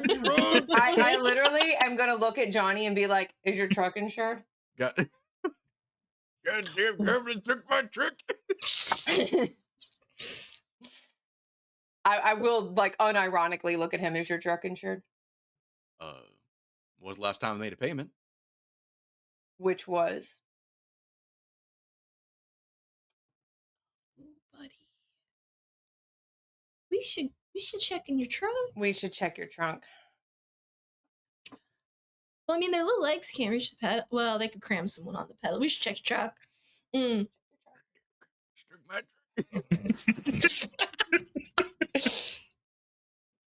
So you rush back downstairs, and you go out from the front, and there is like you parked in the like parking like housing unit that they have. I don't know why my brain won't remember what parking lot is. Just the word, and I couldn't remember it for some reason. Okay. But the place outside, cars go. outside where the cars go, and there are levels, and there's a They whole take like little swirly naps. thing. It's great. Somebody went. They drew a bunch of like lines on it. Like, yeah. So you head out there, and you head up to the second floor, and as you begin to like take the walk to where you parked your truck, you hear like a clattering sound coming from the direction of your truck, Oh.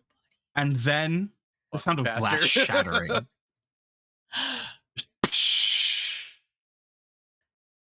Well, What do y'all do? I mean, I'm jogging. Yeah, I'm jogging and pull out of that same pocket, pulling out what looks like a little like rubber mallet, and then it like starts to expand and glow, and I'm just like one-handed carrying a warhammer. Like it's got a Johnny- pike on one end. Johnny takes out a little like telescoping mag light and kind of like twists it out and turns it on so it's glowing on the end of it. One of the heavy aluminum case ones that like I just like the fancy glowing magically extending warhammer and just mag light, flashlight. Yeah, just jogging up. Oh, it's Oh, a baby. It's oh, been no. retrieved. He was just crying at my feet, so I had to, or he won't Oh, stop. he's a No, baby. the buddy. sweet Angel. child needs This is attention. Munchie, and he's a sweet troublemaker. You can't Yes, have the Munchie microphone. is though. best. Buddy. Kylo You know is what? When we sad boy first though. streamed together, Lion, that cat was like a quarter of the size. Yeah, he was a tiny baby. He's I was He's gonna say got my so cats are pretty small. I'm used to smaller cats. I was like, that's a big boy. Oh yeah, yeah. We're pretty sure that that his dad is like part Maine Coon because, Mm. and he's more than 2 years old and still growing, which Oh is wow. just unreal. He's And now he's stealing my headphones. Okay, Buddy. That's a sizable lad. yeah, he's a Sacrifices must be made. big yes. chunky boy. Go on, Yeah, bud. chonker. Yeah. We love him. All right, so magical warhammer and Yeah. pocket mag light. Yeah. Yes. Nell, Near, what about the two of you? What are y'all doing? Ooh. Nell is shoving that book in her satchel because she's not losing that book. And she is just kind of readying to cast magic depending on the situation once she gets an eye on it. Mira's scooting. Yep. And also trying to on her phone look up what if imps have some kind of like weakness, or aside from obviously Gelt, that can be exploited to convince them that this is not the way. So, what I'm gonna say is, Could I help Mir with that actually, since I just got that book with imps on it? ooh, yeah, absolutely. Why don't you roll me a help out? Yeah. That's good. That's. What did I get? What did I get? That is. Yeah, that's a 5. Okay, Oh, so we're gonna It's hold stuck that in my for- bag. It's stuck halfway in my bag. I'm like, fuck. So we're gonna hold that for 1 second, and what I'm gonna say is, because things are happening so quickly, Mir, I'm gonna ask you to roll plus cool, because we're gonna say that this is acting under pressure, because you gotta like sort of Ooh, scramble my to find cool is an answer here. not good, so that's great. Why You got this. you say that? I have faith. I believe in you. You can do it, Jimmy. Well, this is a problem because I'm just gonna Google it because I'm trying to roll 2d6 because I'm using triple D dice, but it's okay. I rolled a 7. Ooh, do you have any cool? I have no cool. I have Okay. 0. I have 0 chill. Zero chill. Awesome. So here's what I think is gonna happen. As two of you go sort of in a light sprint towards the van, Mir, Nell, the two of you end up sort of falling behind a little bit. And Mir, your focus is very much on your phone as you're trying to scroll through all of these pages to find information. And I think there's a moment where Nell, because you're sort of like over the shoulder and like pointing things out here and there, I think it's a bit distracting. So it takes you a little longer than it normally would for you to find what you're looking for, Mir. And as this is going on, there is a moment where you feel a bump on your scooter and it sort of topples. This is catastrophic. I wouldn't say it's catastrophic. I would No. say that Just it run is over an ant? catastrophic.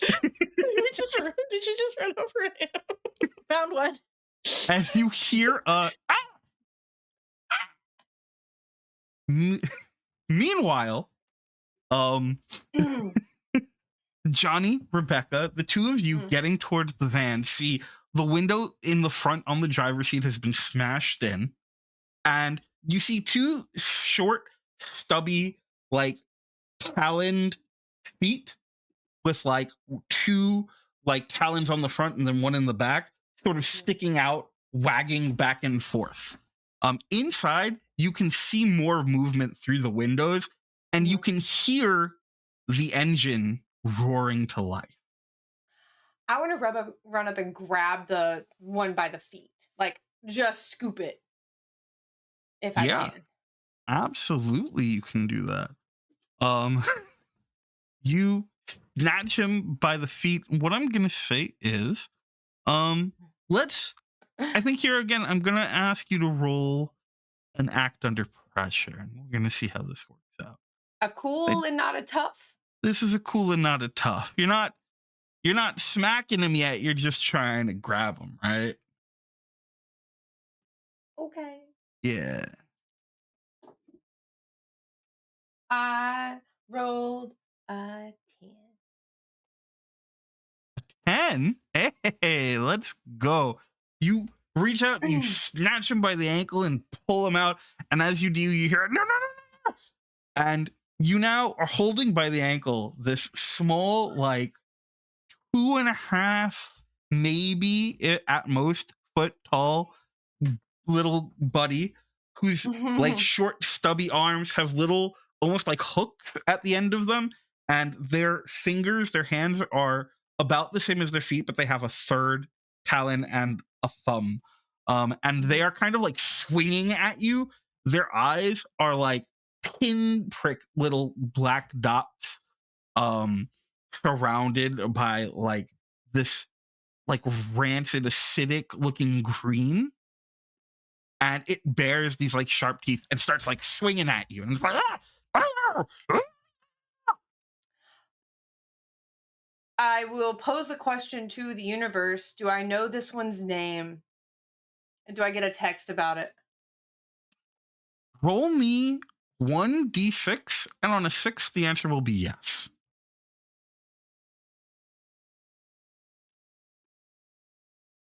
Roll one of my magic dice. You got those.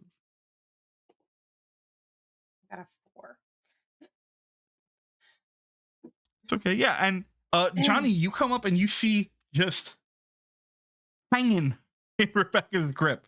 I will bring the hammer up and like prop its arms up on the hammer. And he like rests his hands and like pushes up a little bit. He's like glaring at you. He's like, "Put it Oi! down!" Out of the car. Now. And then you hear as the engine like You make the car move, and I promise I will send you back to wherever you came from painfully. You get out and we talk, and this will be fine. no back, no back, no back. No back. No And you back. start shouting towards the car, and then you see another head sort of pop out through the broken window, and then a third, and then a fourth. I and know then a y'all were fifth. raised better than this. Let's go. Come You on. messed up my truck. I'm gonna send you somewhere worse. Trust me on that. Come on. Out. All And- of you. No more broken glass. They begin to sort of like slowly crawl out, and as they do, we cut back for a bit. Nell, Mir. So, despite you sort of going over the scooter, sort of toppling, you do realize that you've pinned one of these things under it.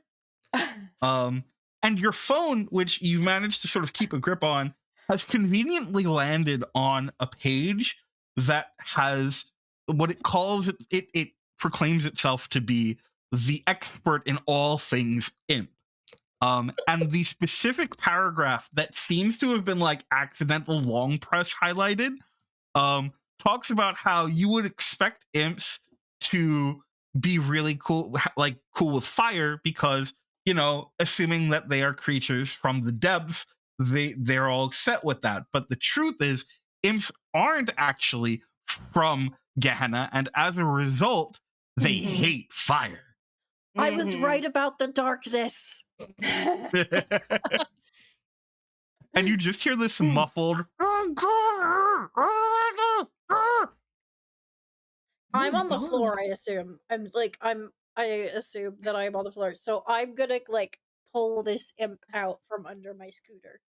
Yeah, and he like as you pull, there's a little bit of like rambling, and then they like pop free, and they're like eyes meet yours, and they freeze. Hi. Can't see me if I don't move. Sure, buddy. You're right. Where did you go? Where are you? It working.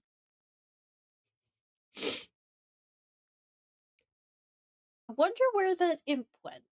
I have like a firm hold on this.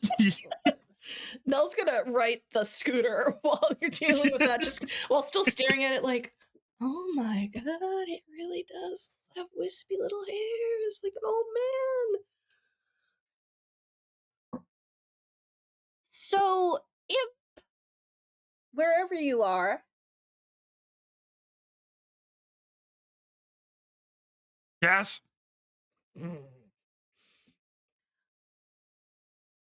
you've been stealing candles. I never tell about evil plan. Okay, let me tell you then. I'll tell you what you did, okay? Okay, that help. You stole candles and you stole gelt and you attacked a person. Borrow geld. It come back 2 to 3 days. Is it gonna be? No, I don't want to know. You don't. No. What would make you leave this town? Victory! What does victory look like for you? Scary darkness. For you. So you want everything to? You know what? I'm gonna lean over and say, "No, can you hand me my messenger bag?" Yeah, no problem. Here you go. And I'm going to put the imp in the darkness of my messenger bag so that it can think What's about that? what it's done. And you just see, like, as he's trying to, like, punch his way out, you see the back start to, like, move and shake.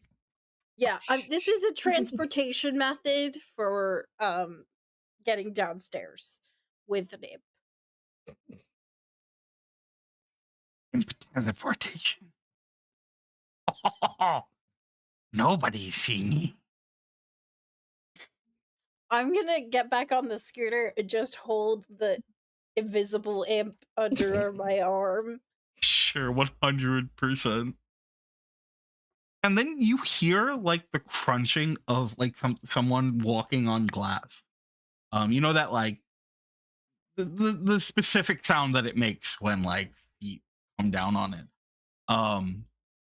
As Johnny, Rebecca, the two of you see the like 5 imps that are in your van just like not the scramble out and just sort of like they walk right over the glass. It's not really a problem for them. You can tell the bottoms of their feet are like very tough. And they all sort of have their heads down like they're dejected. Mm. I will point the hammer at them. Is this all of you in town? No. And don't lie, I'll know. How no?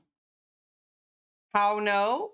How did I know? How you know? You are not subtle. Yes, this all of us. I see you peeking out the glove box. Get out here.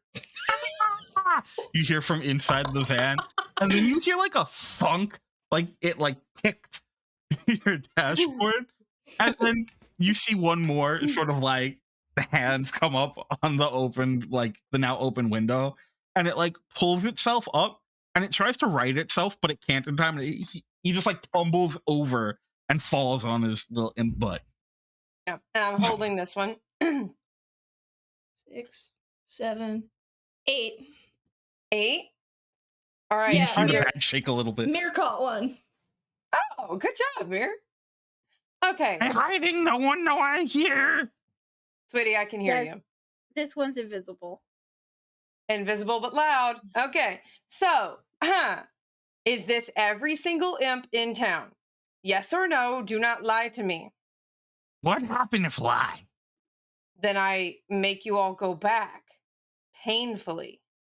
Oh, I've not seen my back in many years. Don't No. like this. Hold you like a pretzel. Why don't you roll me and manipulate someone? That'll be plus charm. No, I'm not rolling the magic dice. I don't have a good feeling about the magic dice. Can I assist by kind of lightly shaking my imp? Absolutely, you can. You shake the bag, and there's the like, no, that's great. And all of the other imps, their eyes go wide in horror. Okay, so that gives me what does that give me? An extra dice? A +1? What does that A give plus me? 1. Gives you a plus 1. Okay, so hold on. Math in my head. That makes it, oh, good. That brings me to not a fail. That's a 7. Hey, 7. Okay. Imp goes, okay, I answer, but you let go. No. That's not how deal work. I didn't well, agree to a deal. maybe it would have been different before you attacked a person in their home minding their own business. So now you got to answer them. Whoa, Do The you rules. know? Do you whoa. know you put Yitzhak in the hospital? No, too hasty. We do none of that. Who did it? Other imp? So there's a lot of you in town and not just the 8 of you here. I'm not say that. Okay, You I kind of say implied that. Yeah, you did. You Mhm. did. You- Okay. You know, Here's the if thing. you don't And nope, go ahead, Mir. if you don't tell the truth, you know that the imp catcher will come in the middle of the night and will catch all the naughty imps that lie. Catcher. Good thing. No. Oh, I'm he nicer. always know. He know when we sleep. He know when we wake. It's very strange. It's because of people like me who tell him where to find you when you lie. But if you don't lie to me, we'll work out a deal. Okay, I tell, but then you let me go. And then you stay with me. All of you, all 8 of you stay with us. Oh, You do not no, run we die. off. You want to die? I bring the No, hammer we up. die. No, we die. No, no. No. Okay. Why are you here? We has to be. Who told you to be? Oh, big boss. Oh, okay. And Mir, I know this is going to go against the not an alien thing, but take me to your leader. No. No. Yes. No. No. Imp Catcher's going to make y'all work for non-union wages. You want that? I bet you don't even have dental. Like for teeth? Yeah. Mm. When was the last time your teeth got looked at properly while you were working for Big Boss? I look at teeth. Do your And then teeth he taste flashes like sharp? a big smile. Yeah, those are nice teeth. What if something happens to them? I bet you don't have dental insurance to cover it. Glue. Okay, I can't fault that logic. What Big about boss. vision? I'm going to switch him because he's wriggly. And a 401k. Oh, retirement benefits. Good. Mm-hmm. Are we unionizing these imps, guys? We are. Oh, okay. We make deal. You give 401k. We work for you now. It's much easier. Do you accept payment in gelt? What else payment is? You're absolutely Exactly. correct. All right. Trick Done. question. Done. We shake on it. I shake him.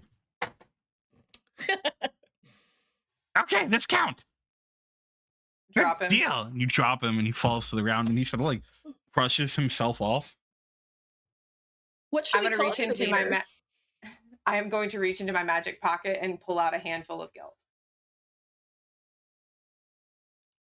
And he's gonna reach for it.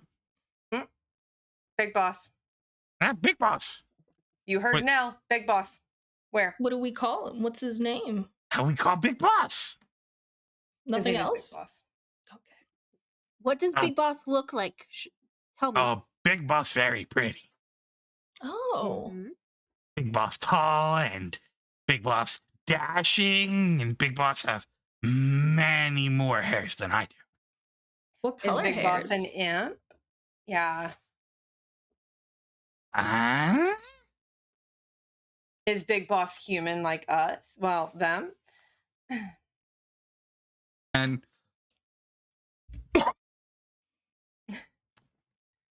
he sort of like looks past you and then goes like, if smushed together and you take pieces, maybe. Oh, okay. So Big Boss is a lot of humans, or Big Boss just is a human but doesn't look like us? Big boss don't big boss not look like you. Okay. Big boss look more like you than me. Can I Gotcha. prompt Nell to bring out the book? And we're Yeah, gonna start. Noah's already like just unsticking it from her bag. Just like, Yeah. get out of here. Just like, yeah, smush together. Yeah. Like checks if there's like footnotes under the imp section that lists like what they Of, like- typically work with. Yeah, Just like- yeah. Sure, yeah, and you like thumb And I through will it. go ahead and start handing out half pieces of gelt. For like this is you wait, I'll have more if you answer more questions. You like hand them out, and almost as soon as your fingers leave it, it's just gone. Yeah. And then eventually, as you're thumbing through the book, they go, I know, see Big Boss. Think Big Boss is human, guys. Hey, Johnny. Interesting. Yeah. Who do you know in town that's an asshole? I mean, where do you want me to start? The one most likely to think summoning imps is a good idea.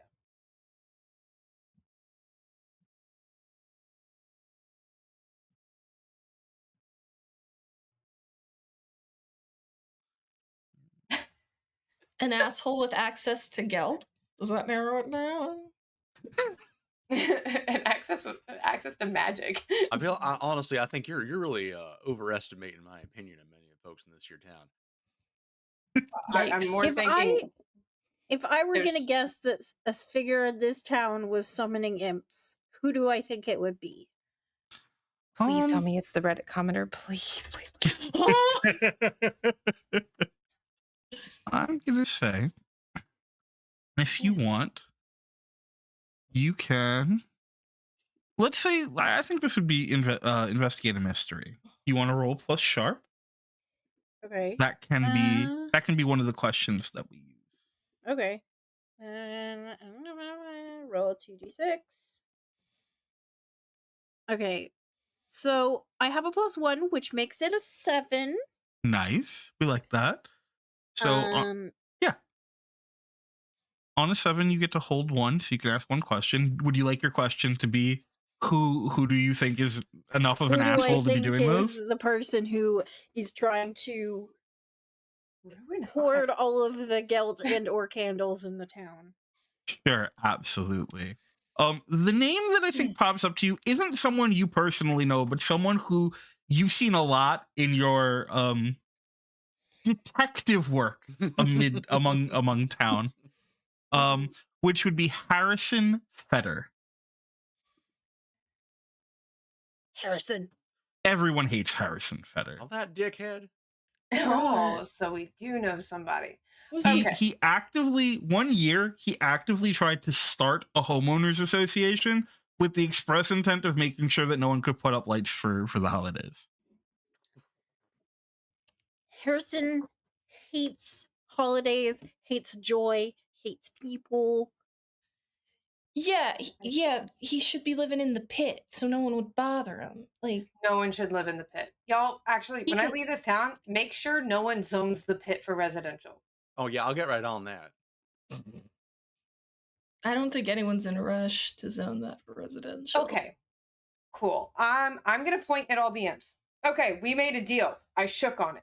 I have access to infinite guilt. You all work for me now. And they all sort of like snap to attention at the same time. And they go to like salute. And as they do, you just hear each of them sort of like smack themselves in the face. Just all right. So you all are going to go wait on the edge of the pit for me. It's nice and dark over there, and I'm gonna hand out a bunch of I'm gonna pull a giant bag of gelt out. You are going to not eat this all before I come back, or there will be no more tonight. You ask for so much. And I'm going to give so much. So here you go. And You like will be 4 of them have to sort of shoulder it together. Yeah. It's gonna Okay. be like a single coin left. So we didn't need all of it. that is what I'm aiming for. Yep. 100%. All right. Mm-hmm. And like I said, you work for me now, not this Harrison guy. Okay. You big boss. I am the big boss. Just call me Rebecca, please. Okay? All right, you hear what said, Big Boss Rebecca. And they all Good go, enough. Big Boss Rebecca. And then the muffle, there's the one in the bag. It's just muffled and it's later than the rest. I'm gonna empty out the bag into the group so that they have Just tumbles out. And Yeah. join them. Okay. Johnny, Mir, you know where Harrison lives? Oh yeah. it's a small town, I assume so. Okay, Everyone knows cool. where he lives, so they can either avoid him or egg his house. Yeah, 100%. Yeah. Do I know Harrison? How old is Harrison? Harrison is in like his mid 30s. He Oh, so he's definitely been a acts little younger than me. Yeah. Mhm. Okay. All right. He acts cool. like he's in his like 60s, the just like cranky, the stereotypical like cranky old man, but is in his like mid 30s. Okay. I'm gonna point at Johnny. I'm gonna go, Mr. Fix It. You're gonna drive, and we're gonna go harass a bastard. Okay. Any questions? I have question. What is your question, dear? Can we have more guilt? When I'm done with your old boss, yes. Okay. And if you stay with me and you behave yourselves, I will give you infinite guilt. Okay? And But for honestly, now, Please you're gonna go test wait the by the. confines of what infinite mean. Oh, I know. You will go wait by the pit for me first, okay? And don't touch anything in the pit. It will eat you. Oh. No. Got it. and Okay. honestly, if y'all are serious about that 401k, I can probably text Mr. Shamir, get him to write something up after the holiday. We exchanged number, make work. I'm gonna have to buy them a burner phone, aren't they? Okay. Yes, we need phone. I'll Might pick one need up it. for you. Oh, All right. we legitimate now, boys.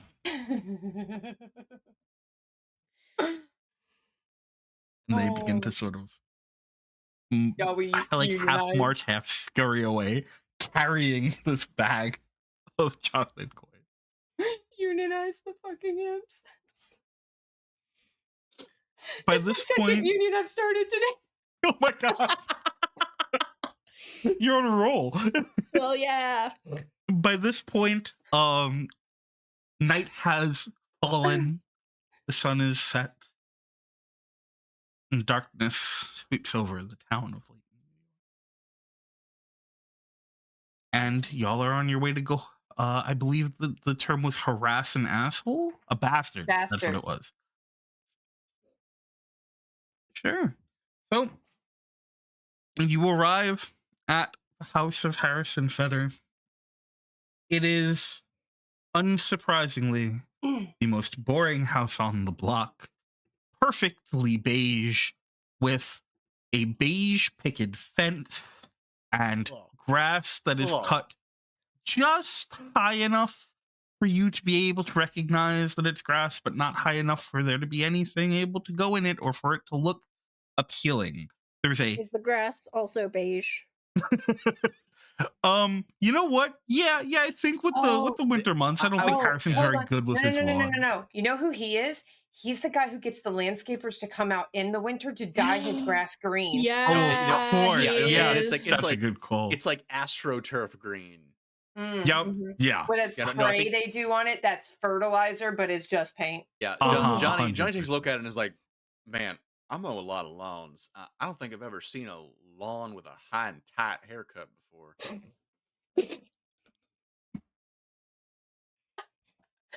Thinking those out tonight.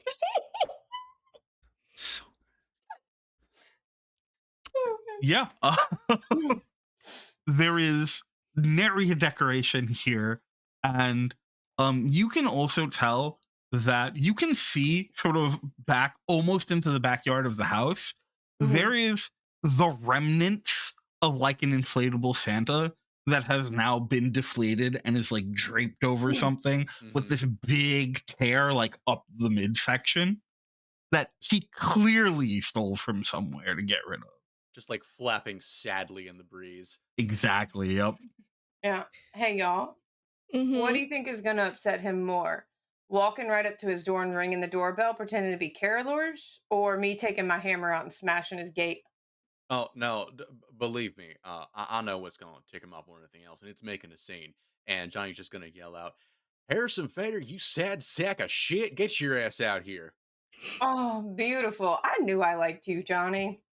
And even from like all the way down by the sidewalk, you can hear the echo of like lock after lock after lock after lock after lock after lock. It's like, the oh, slide no, lock. that sounds like Johnny. Doors Oh, locked, Johnny's off the wagon. Blinds cracked. Just Yeah.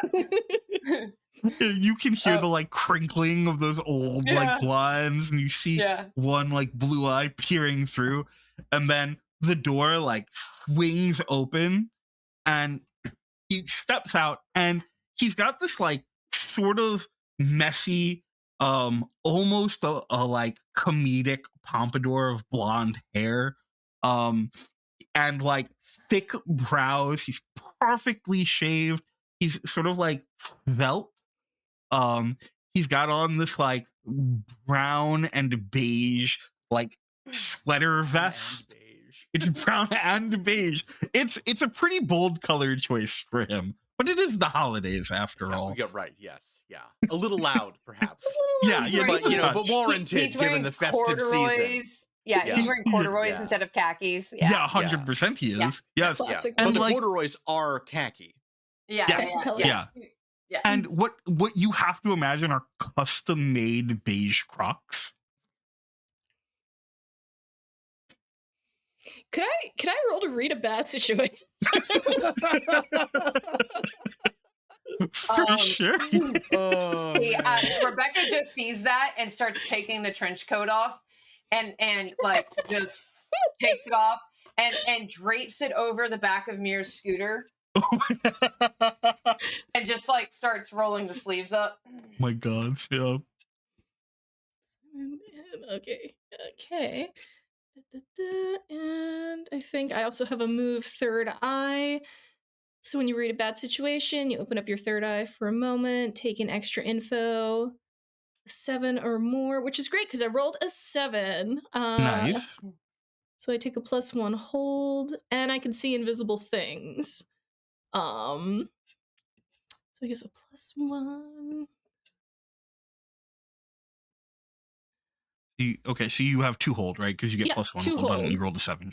Great. So I think first I want to ask, are there any dangers we haven't noticed? Because this guy summoned imps, so I'm gonna say that from where you are, you notice like a couple of small figures scurrying around in the like backyard, it looks like.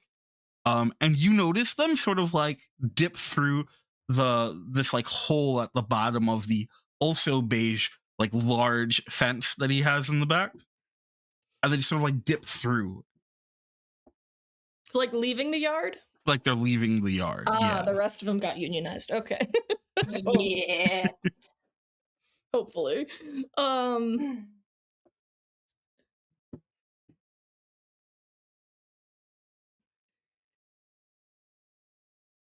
Oh, you can also see invisible things, you said, right? Yes. Okay, so I have one more piece to answer that. I Oh. apologize. So the other thing that you notice is surrounding Harrison, there seems to be this like purplish veil of energy, kind of, that just sort of shimmers around him. And every so often, you see what looks like movement inside of it, like a person sort of moving, but you only get this like brief outline of their figure. Hey guys, he kind of has a tag along. Oh, good. I have something for that. I like a want to purple do piece. the greatest harm that I think can be done to this person, which is I want to record it all to post on the internet later. Public shaming. 100% you can. Before he responds to that, I'm gonna ask, Now you do still have one more hold. You don't have to spend it right now if you want to like wait and see where it falls in the scene, but you can if you want. I'm gonna hold it for now. Sure, See how the scene absolutely. goes. Yeah, for sure. So Mir, you pull your phone out to start recording, and immediately his attention snaps to you, and he puts a hand up and he goes, excuse me, what are you doing? You can't record me. I'm afraid that I can. I mean, I'm on the sidewalk. This is This public. is my home, and you can't record me here. I am a sovereign citizen, and you do not have the right to record me. He's gonna die.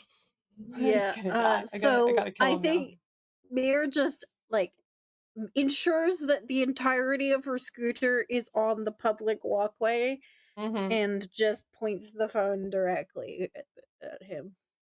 You come to my house and you cause a giant scene in front of my neighbors, and then you want to illegally record me on the At sidewalk, which least is I part of didn't my summon home. imps to attack people. Actually, because Harrison, I also was- just kind of want to point out as just a technicality that New York is a one-party consent state.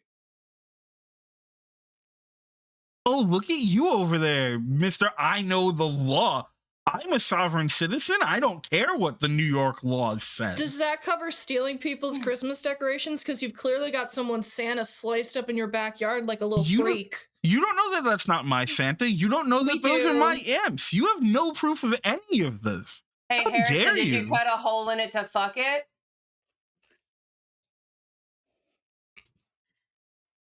There is a like full pause, and what I'm sure we will all recognize as that incredibly ineffective death gate like glare that someone like this will give, where you know they want to appear threatening Mm.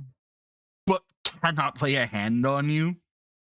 Also, Harrison, I'm just going to point out that when we accused you of summoning imps, you didn't say something normal like what imps? You must be crazy. You said you don't know that those are my imps.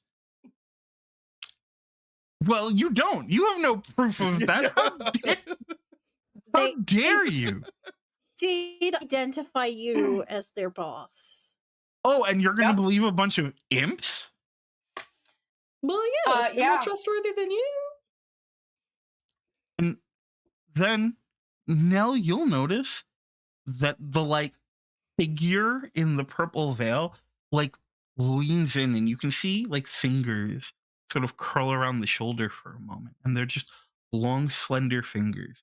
And the head kind of leans in like they're whispering. And then Harrison's eyes go wide, and he goes, I don't have to take this from you. And he turns and goes to like dart back into his home. Is that what I the guy wanna- whispering sweet nothings in your ear told you to say? I want to pull a knife from my pocket of magical goodness and throw it to pin it in the door next to his head. Okay. So here's what we're gonna do. We're gonna do two things here. The first is I'm going to have ooh, you know what? I think that because they're both trying to accomplish the same thing, Mhm. I'm gonna make it one roll. It's gonna be one manipulate someone roll, but you will choose which of the two of you, actually, which of the four of you gets to roll, and you will get +2 to the roll. Who's got the highest charm? Not me. I got I negative. have two. Okay, I only have one, so Okay, Mirror's rolling. I have a +1. Okay. And you get an extra +2, so it'll be a +4. Okay, that is I rolled a 7, so +4 is 11. Yes.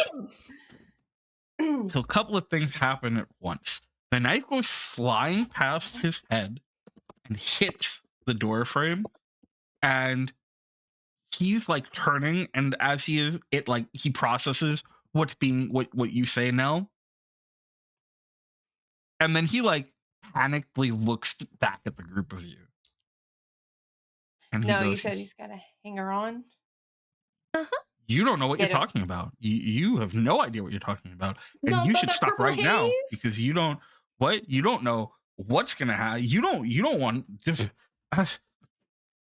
All I see is a chicken shit using a puppet and too afraid to come out and play. and I'm like looking over, like like over the shoulder. I don't know which shoulder it was, but I will just have Nell. You just go to picking both, just like, is it this one? Yeah. Maybe Is this that one? Is he here? Or is he talking here? So he like takes a couple of steps forward, to like just where, because of course he's one of those people where you've got the like walkway and then it comes down to the steps and then it's more walkway and then there's more steps to that last bit of walkway. So he comes down off that first like platform and he's like, what do you even like want with me? Oh, I don't want you. I want what's talking in your ear. Actually, I kind of want the candles back. Actually, They want that. Yeah. I want to know what's talking to you. I don't have the candles. well, what'd you do with them, Harrison? Did you fuck I- him too? Didn't do anything with them. The ends did. Because you told him to. Uh-huh. Come on. I can't hear you. You're hollering and making more of a scene. Let's come on. Come on. And then his shoulders like slump and his head slumps over for a moment in defeat. He goes, fine. Listen, just and the moment he starts to open his mouth again, you hear this like gurgling, choking sound. And his eyes go wide and he like twitches and then he drops. So I would like to use my other hold of what's the biggest threat to try to Yeah, identify there it what the fuck this is. Well, I And got tell you me right what now. it is. Yeah. Because I got to move for this. Let's go. So as he falls, the purple veil sort of like falls over him and then it melts into the shadow of his like body and he begins to sink into it. Mm. And as he does, Nell, you specifically can see a hand reach up from the shadows, covered in like, and it's that same sort of long fingered, and you can tell now perfectly like manicured hand with a bunch of these like intricate gem encrusted rings on it. Sort of grips him and starts to pull him down. Oh, into this the is a shadow. bougie ass bitch. Oh, I hop we the should gate and I'm running. separate it. Tell me where it is, and I want to grab. It's dragging him down. It's grabbing. Nope. I need to grab it, not him. Tell me where, and I want to grab it, and I want to use my roll cast out evil. Oh hell yeah, we can for sure do Yeah, that. and Nell will like scream out which shoulder the long, slender, manicured, jeweled hand is gripping. Yeah, roll me plus tough. Let's go. I'm gonna give you I'm just gonna flat give you a +1 on this because you're getting the help. We're gonna play a little loose with the rules here.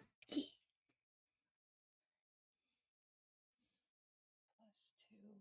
+1 11. Okay. So on a 10 Rolled a plus, 5 it and a is 3. vanished, right? So Yeah. you reach out and you don't see it, but you feel the wrist in your grip. And then there is a bright light emanating from your hands, and you hear a no, and then it just, as the light sort of dies out, the shadow peters away for a moment, and then it flickers back, but now it's clearly like just Harrison's shadow. Nell, you can tell that the purple veil has just completely vanished. You watched as it sort of like was pulled away and just sort of dissipated into the ether. Oh, it's like the air just vacuumed it up. Okay. Who was that? I don't know. Johnny's gonna Look in the book. Johnny's gonna poke Okay. Harrison, like make sure he's like alive. Is there like a section for supernatural sugar daddies? What the You like poke him, and like you can I assume like check his pulse. Yeah. He is still breathing, he does still have a pulse. He is just unconscious. That may not have been the case had this continued. But... Can I try to shake him awake? Yeah, absolutely. Yeah. Just get it. All right. I'm gonna try and shake him awake. Like, Harrison.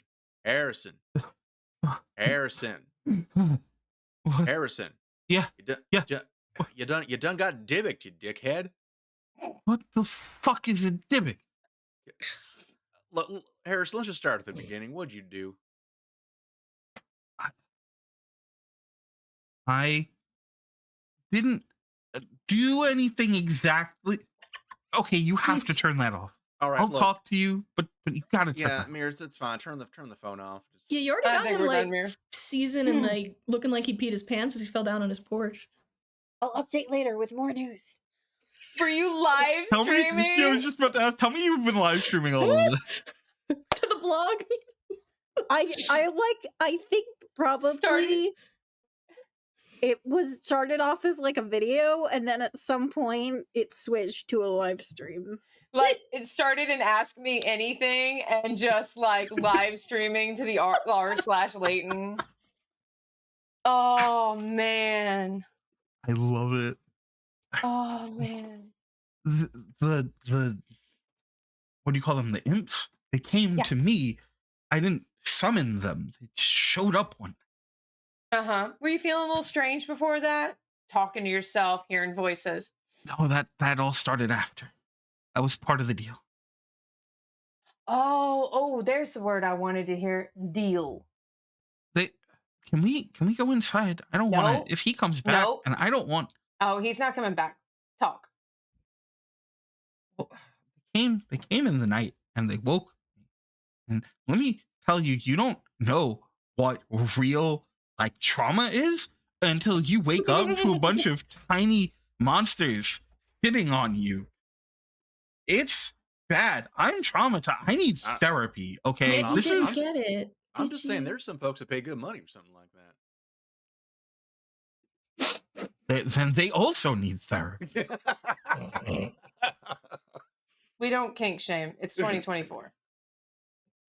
Not kink shaming, just kink asking why.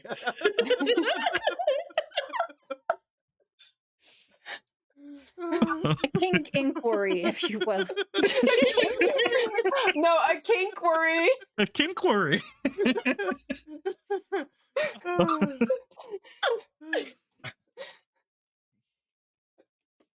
They told me that they could help get all these stupid decorations down and that I wouldn't have to worry about any of the people being loud and unruly. And I just had to help a little bit to do it. And that's it. And I figured, what was the harm? What's the worst that could happen? They just wanted to get all of the candles, and it didn't make sense, but it worked. And then I was talking to. They called him the big boss. Smushed together. Got it. They said oh no, they said he wanted it to be dark, but he wouldn't tell me why, and that they'd give me they'd make sure that like there were no more holidays in Layton. And you figured all of that was better than just minding your own damn business. Listen, when I have to live in a town where You people don't though.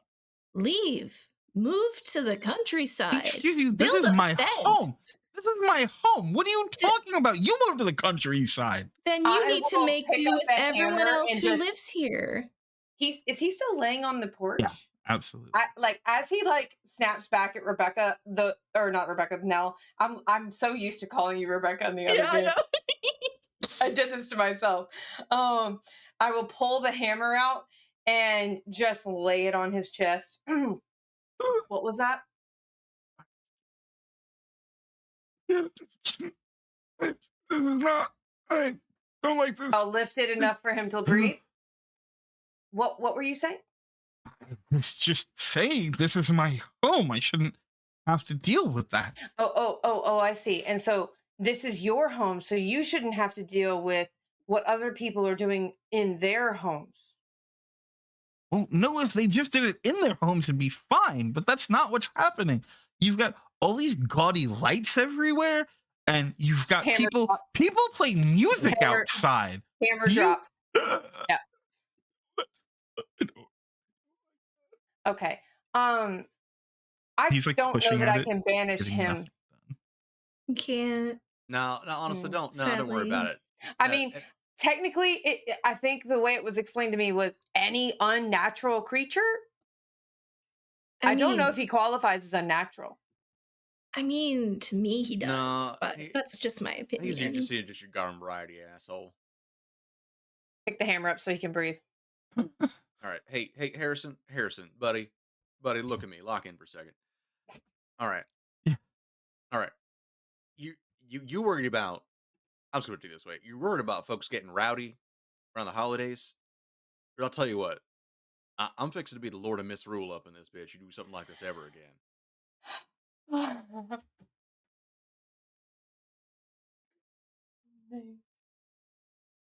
Johnny, listen, I don't want any problems. It's Honey, fine. you got problems. I will Go on help you. vacation during the holidays. Leave. I can do that. I can Go rent a cabin in Vale and live on a mountain for 3 weeks. It's not hard. Do you do this during high holidays or just Hanukkah? Like, I have to ask. Holidays are holidays, right? Like You do this on Flag Day. Are you Calendar Man? No one Batman? told people that they have to start waving these flags around, playing music. It's not You realize necessary. you're a Batman villain, right? Like, you are straight up a C-grade Batman villain. You're getting upset over some Arbor Day shit. People planting trees. Because we're celebrating trees now. That's what we need a holiday for. Talk about the ultimate participation trophy. What do trees do? They grow and then they make more. What do we celebrate? Hammer. Miranda is voice recording this rant to post later. Yeah. Just so we're aware, I'm going to pipe the whole movie The Lorax into his house from now on. I don't know how I'm going to do it, but I'm going to make it happen. And I'm going to lift the hammer so he can breathe. Listen, are you done? Yeah. No, look, I will go on vacation. I will just not be here during the holiday. Whatever gets the group of you to leave me alone. Yeah, you should probably look into like a peaceful, self-soothing hobby so you can learn happiness in your life, because it seems like you don't have any. This would be a good start to that. And therapy. So much therapy. Okay, maybe. Also, and you're not allowed to argue with your therapist when they tell you you suck. I mean, listen, if my therapist is wrong, there's nothing I can do about that. They have to learn how to listen too. It's very important. Communication is a two-way street, and I'm not going to sit here and let someone try and tell me what my drops. Yeah, he's going to be in therapy for a hot 10 years. My guy, you haven't shut up. Also, I don't know, Harrison, you read Charles Dickens at all? Like, ever? Well, I don't know. Maybe think about it, man. Maybe watch A Muppet Christmas Carol. Get a chance. Too joyful for him. I'm gonna leave the hammer on his chest till he passes out this time. Honestly, Michael Caine's a delight. Michael Caine is a delight. Yeah. I remember seeing Muppet Treasure. Yeah, I remember seeing Muppet Treasure Island at theaters. Greatest thing. Mm-hmm. You can't call out Muppet Treasure Island and not expect me to break character to like co-sign that. Oh, yeah. We Anyway. always co-sign Tim Curry. Are you kidding me? But yeah, completely out. He just passes out. Okay, and then I lift the hammer off so he doesn't die. But all right. Johnny will deposit him back inside of his home. Sure. It's cold out, you know. It's cool. So how do you like roll Prince carry? Like how are you picking him up? He's just gonna like pick him up with the shoulders and kind of like drag him back in. Oh, okay, cool. So yeah, you drag him back in, and his house is exactly like you would expect it to be. Beige and lifeless. All of the furniture is beige and covered in that like hard plastic that you put over stuff to keep it clean, but also makes it impossibly like uncomfortable to sit on. There are no pictures anywhere in the house. There's like a little sign in the kitchen that just says "Live, Laugh, Like." Yes, 100% there is. Yeah. Okay. And being that I'm like about 10-ish years older than him, do I remember his parents being the most like loosey goosey hippie types in the world? Oh, absolutely. His parents were people who were wonderful to talk to, but the moment they had a child, you knew what was coming. Mm-hmm. One thing I will say is, Johnny, inside, you notice something super out of place because there are no pictures, there's no like little like tchotchkes or anything, but there is about yay big a crystal ball sitting on like a little like pewter pedestal on one of the bookshelves. Oh, hey, Nell, Yeah? you mind popping in here a second and take a look at something? Yeah, oh, that's weird in here. The fuck is that? A Palantir? I want to Hey, careful now, that they ain't all recovered now. The lost sea and stones. Oh, I knew you were a goddamn nerd. investigate a mystery and reference the book to be like, what is this? Ooh, yeah, go for What's it. this? What's this? There's bullshit everywhere. It's beige. Oh no. So that's a 7. Ooh, okay. Um, hmm. So what is the question you would like me to answer with? And you can feel free to go off book. Yeah, I guess like, what's the purpose of this crystal ball? Sure. So you look it over and you go into the book and you're thumbing through the book. And you don't find anything exact, but you find a couple of things that are similar once you spend a little bit of time looking, because the crystal itself, inside of it, you see a little bit of like a swirling mass. It's almost the same level of like clear as the crystal itself, but you can see the movement and little like flecks of what might be glitter or something like that. And every once in a blue, there's a bit of a shine, and you can almost make something out in it, but not quite.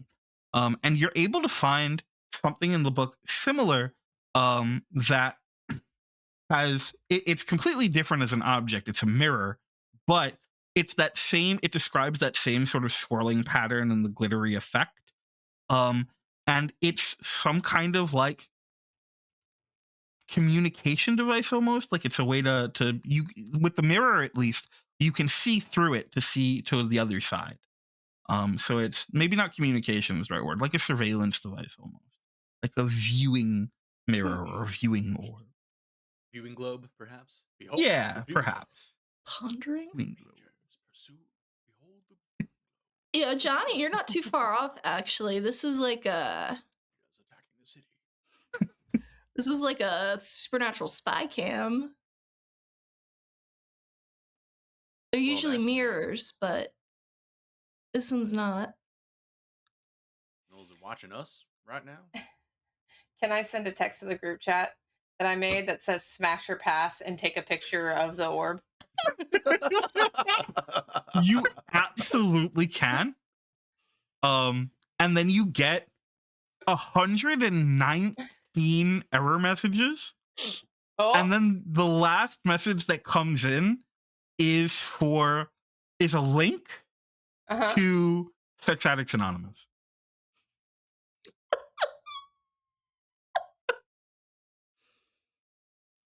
I think smash. Ooh, yeah, I'm gonna back up because I don't need to be sliced and diced after all of that. Yeah, Johnny's No. gonna drag Harrison out of the blast radius. Oh, you're Mirror, muted. You're you're muted. muted, Jilly. Maybe we do this somewhere where it can be more confined because I don't need any more injuries this week. Oh yeah, y'all go out on the porch. I got this. Hold on. Does everybody leave? I mean, sure. Just kind of ear to the door. Pike side down. No. Yeah, probably best clear out. I think Rebecca's about to have a Gallagher moment. Yep. Thank you for the reference that I was just about to make. So You said you're bringing down the hammer on it. Is that what you said? yeah, pike. Okay. It's a hammer. It's got a pike on one side and I'm bringing Right. pike side down. Heck yeah.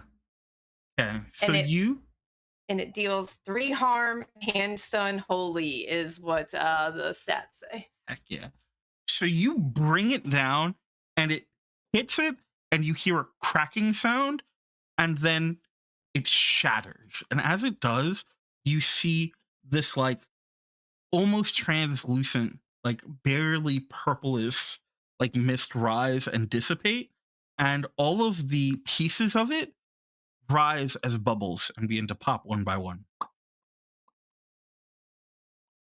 Hey guys, you ever seen Dumbo and when he gets drunk? Yeah. Why? I think Harrison was seeing some dancing elephants and they were watching back. The elephants dance? It was like a trippy moment. That's the only thing I had in my brain. Sorry, I don't watch a lot of new shit. Is there more trippy media that's come out in the last? Like, Oh, yeah. I'm not usually around people, and I'm not paying There's for the, pay per view. that one vampire show where if you drink vampire blood, then it gets like real trippy. There's a vampire show encouraging drinking vampire blood. I don't think encouraging is the right I word. mean, nothing good really happened to the people who did it, so Who's outside right Everyone but me. the 3 of us. now? Ooh. Just I think ask. we'd kind of cracked open the door to talk, but we're still outside. Sure, yeah. No, proceed. Yeah. I was just asking. Once For I'm no reason sure all whatsoever. the little bits are gone, I will come outside as well and just like pick my coat up off from near scooter and start putting it back on. Roll about something real quick. That's something you do often in this game. Or ever raw, but it's fine. Johnny, as Rebecca's coming back out, you notice across the street, the house across the street, on top of it, there's a bird perched and seems to be watching. It's hard from where you are to tell exactly what kind of bird it is, but it's fairly large. You can see the eyes sort of glowing in the night and just watching you with a quirked head.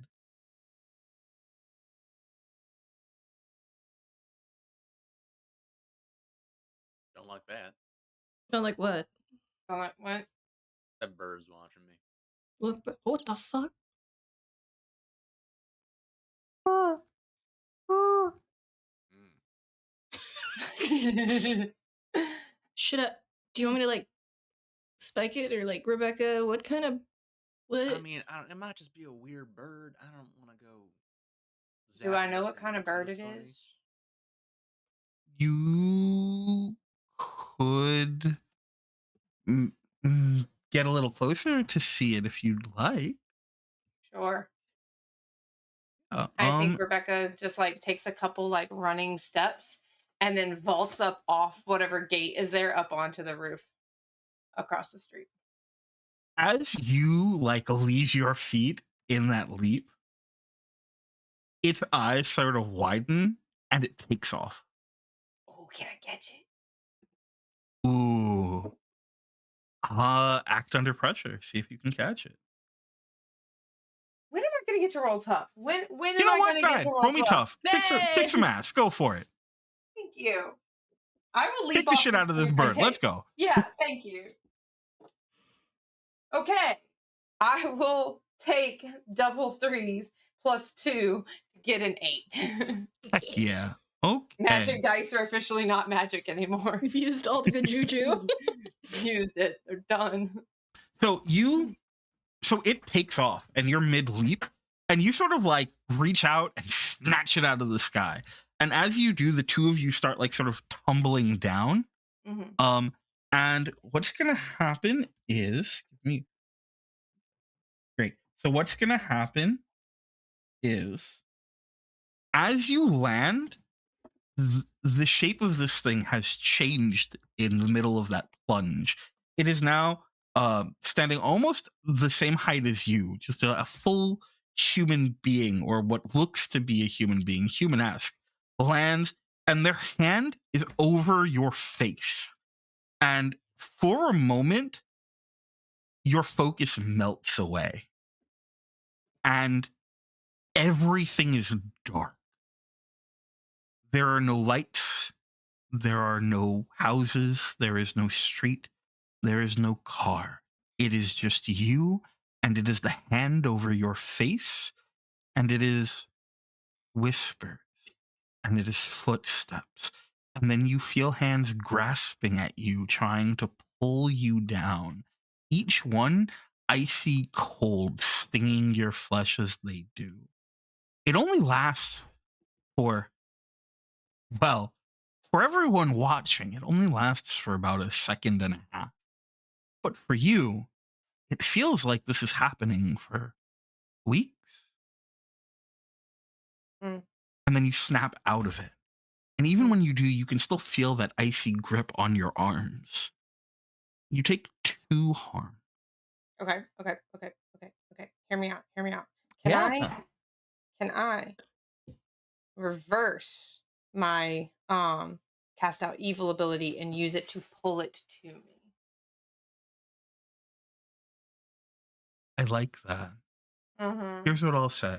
I'm going to give everyone else a second to respond first, and then I will absolutely let you do that. In case there's anything anyone wants to do as these two come down.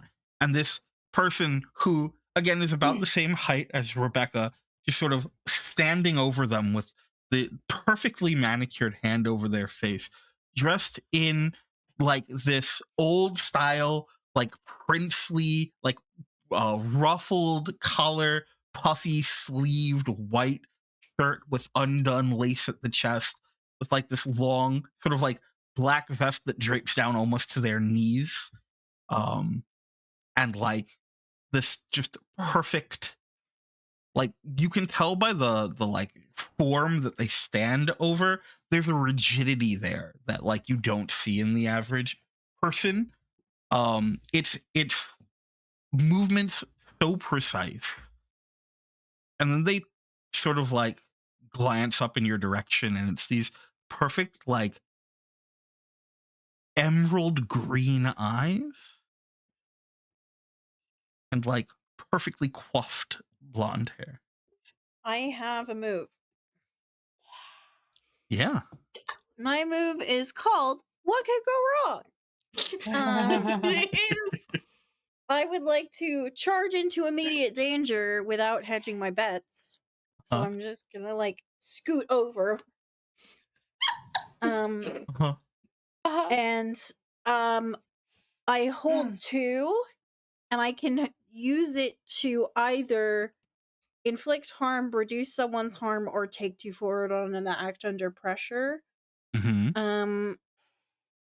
And I think I'm going to inflict 1 harm. I could do 2 of these things, right? Because I have 2, right? That's how this game works. Yeah. What did it? So this Says is. I hold 2. I may spend Oh, my then hold yes. to. Yeah. Okay, so I want to inflict harm because I want it to let go of my friend who may or may not be an alien. Mm-hmm. And I want to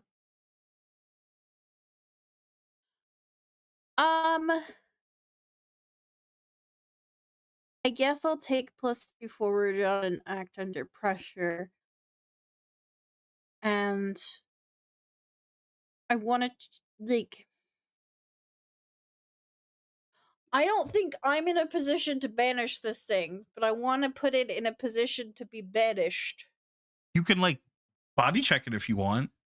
Yeah, I want to body check it and Yes. put it in the path of people who are more competent at magic than me. 100%. Why don't you roll me an act under pressure? That'll be plus cool, and you will Plus add cool, +2 to it. which is I get a +0 to that, so that's exciting. Sorry, what did you just tell me? I get a +2, right? Yeah, you get a +2 from what could go wrong.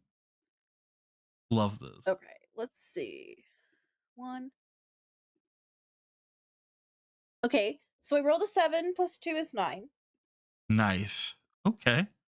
So on a 9, here's what I'm gonna say is gonna happen.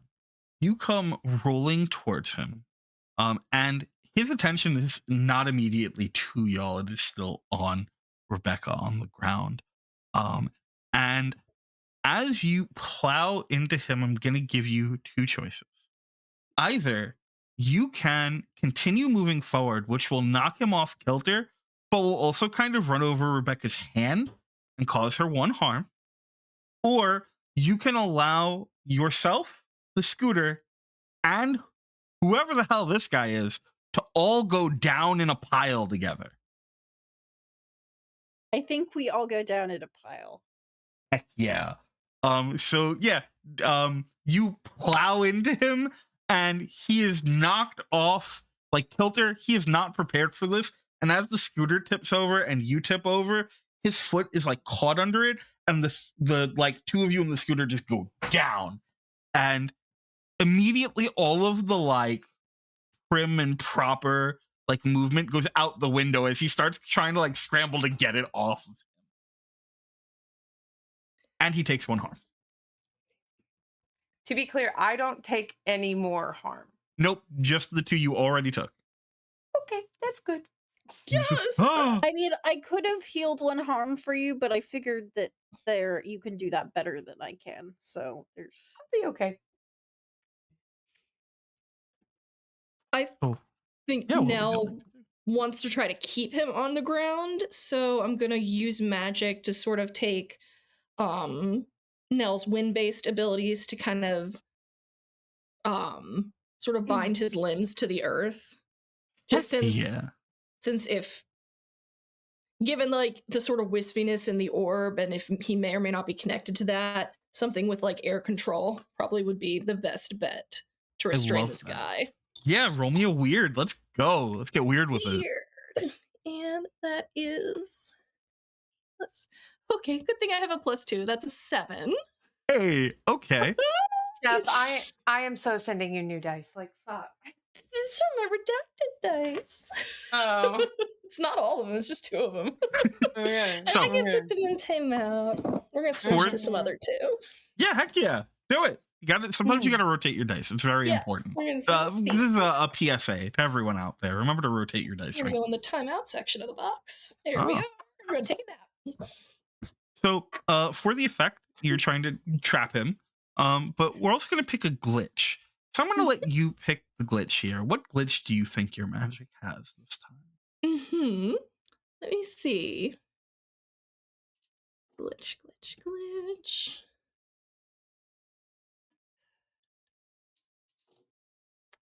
I think I will go with. Well, I want the effect to last, so I think the magic draws. You know what? This tracks for now. Magic draws immediate and unwelcome attention.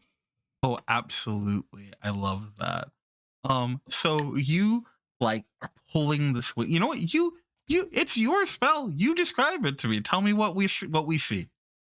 Yeah, Nell just kind of seeing, oh shit, just like processing like, fuck, gotta do something. So just kind of takes a step forward and just kind of like makes the gesture with her hands, and she can feel like the stones on her bracelets like warm up as she activates her magic, and she just kind of like mutters something that's not really words, but more like kind of this rhythmic sound under her breath. And with the gesture,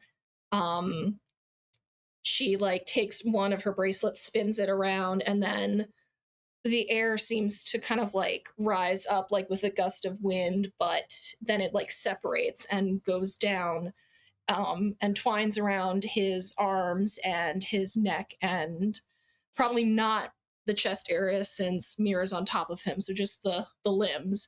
And she just kind of holds her hands in place as she like keeps the magic locked there. Love that. So the one thing I'm going to add to it is when it shoots downwards at him, there's a crack that you hear, almost like a sonic boom that echoes down either side of the street. You can like feel the ground shake a bit. You can hear the windows rattling, though nothing shatters. And then you hear skittering. The imps. The imps back.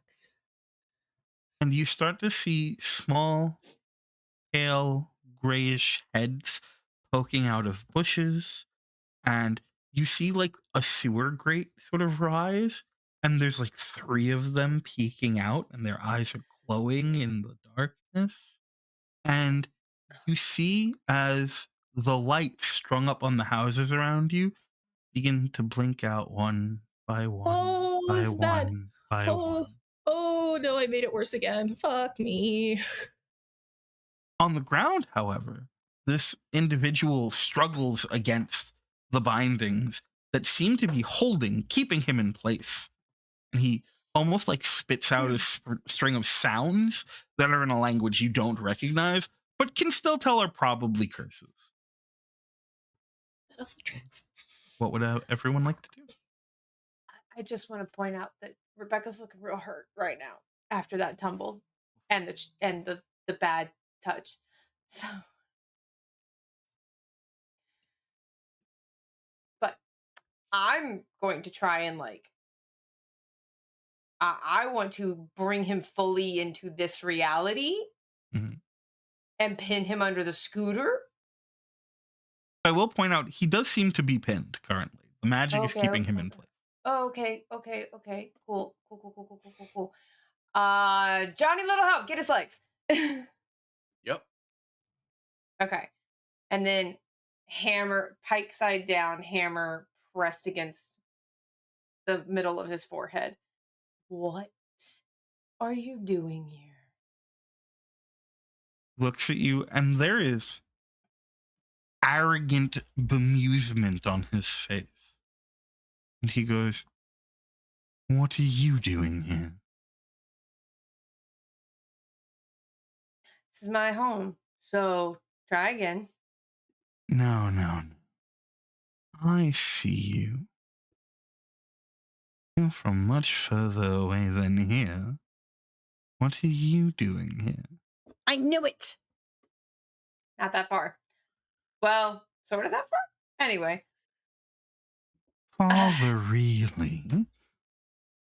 Yeah, other planes of existence are not like anyway. Yeah, no, I'm here because I was told to be here. Why are you here? What do I get if I share that morsel with you?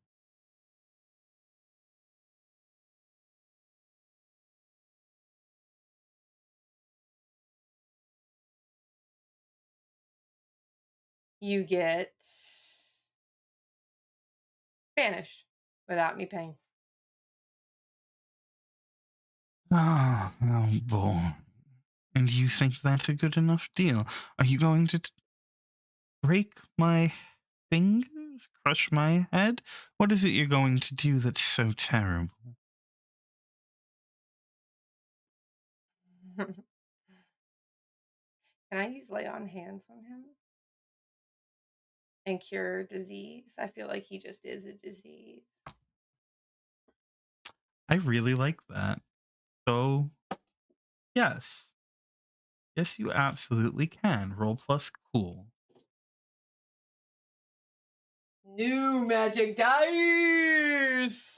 Ooh. Yeah. That's +1, so 13. 13. Oh my goodness. Okay, describe what your part of this looks like, and then I'll describe what his part of this looks Okay, so y'all see the trench coat kind of like flare up like there is wind, and golden light like shines down above Rebecca. It's very stereotypical, and Angel is here. It's like a fucking Hallmark movie. Do you get the And shadow wings? I get the shadow wings, thank you. And I will because I have to say this. I have to say this at least once. I will put my hand around his chin, like grip his chin and go, I will raise you from perdition. There it So is. you say that, and there is light just pouring out of your hand, and you can see as it like illuminates the bone in his face, and his mouth opens, and there is this wail that escapes from the deepest part within him that echoes that like sonic boom-esque crack from before. It sounds like howling winds. If you've ever been in like a wind tunnel, you Mhm. hear that like wind shriek that sounds like agony. It's like that, just echoed across everything. His eyes go wide. You can see light sort of escaping from them, and his shadow, now being cast by your light, seems to sort of shrink as you do it and shrivel. And as it fades, he looks very different. Mm. He's lost a lot of his mass. He is thinner now, gangly almost. He's got a very gaunt face. His skin is grayish. His hair is patchy and falling in wet, covered, matted, like almost like balls of hair that sort of sit around him. And as he tries to lift a hand, he still can't. It's still restrained. But the rings, you can hear them fall off the hand to the ground because his fingers are just not wide enough to keep them anymore. Just pop, pop, pop, one by one. They clatter, and as they do, they crack, and then they melt into shadow. And then he goes, "Fucking." They're delightful little things, aren't they? All they want is guilt, and I'll reach into my pocket and scatter it to the. My kingdom for a useful servant.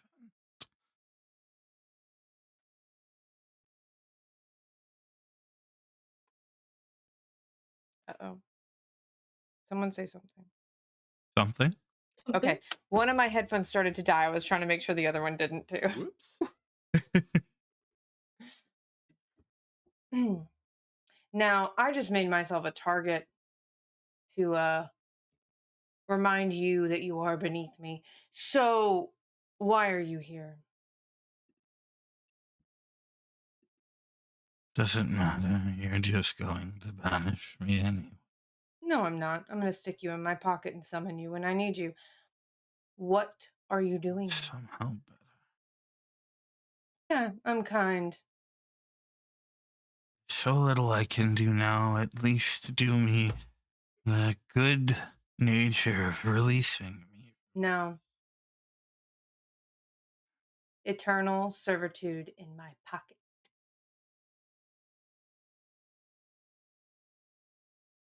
I have nothing to say.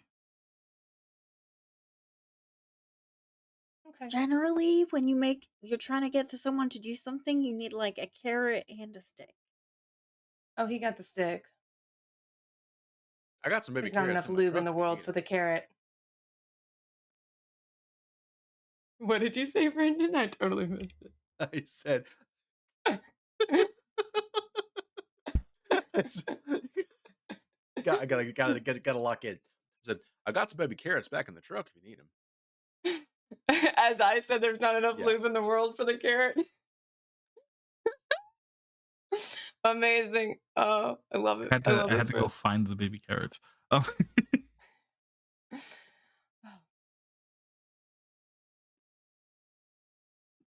The carrot is I let him loose, but he's not giving me any reason to.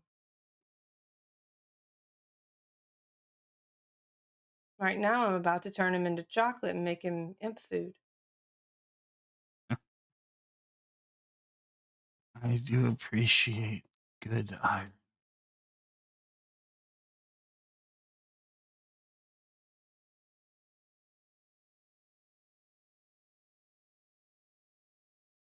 You agree to banish me.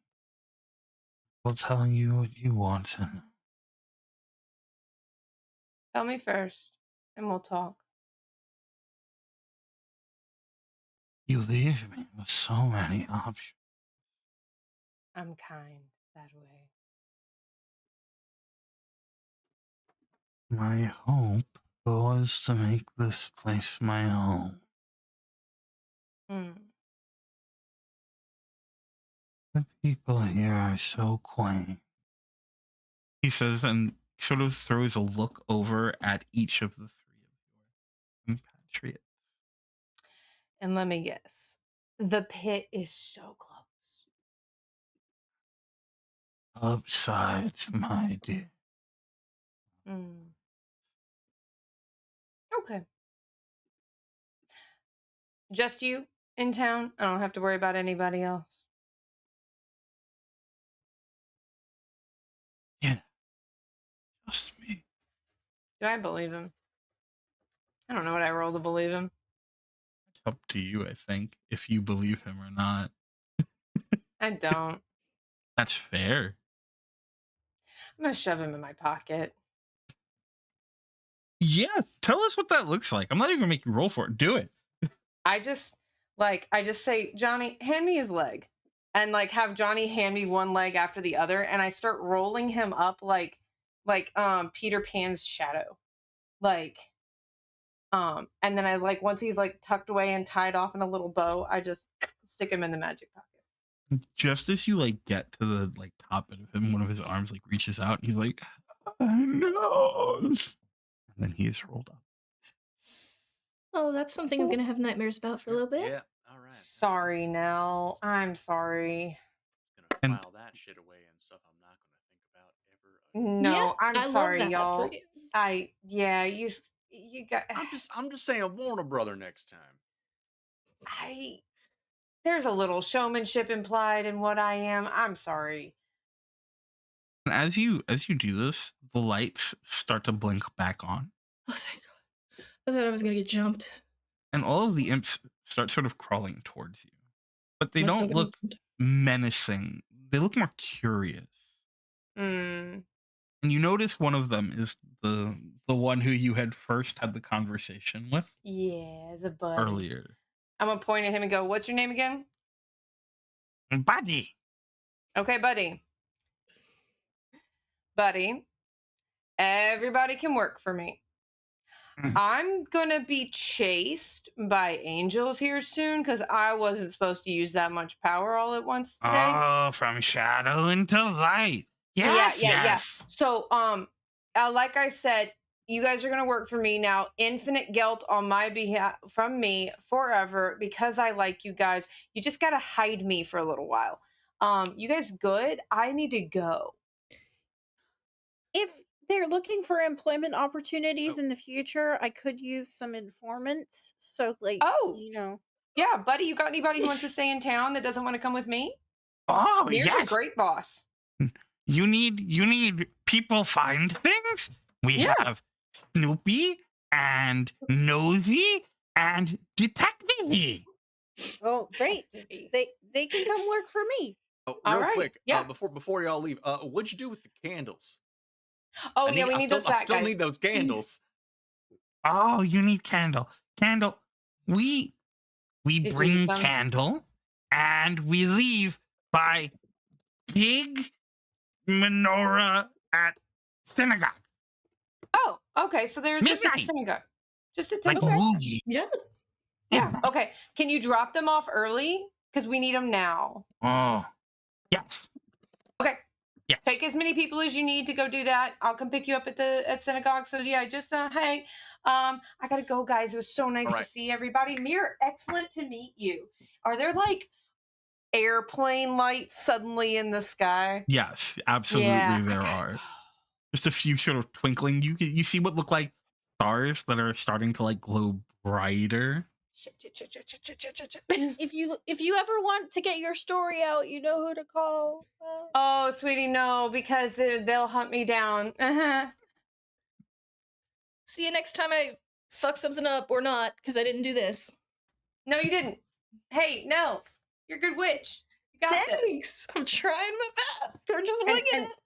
and Johnny, get a real job.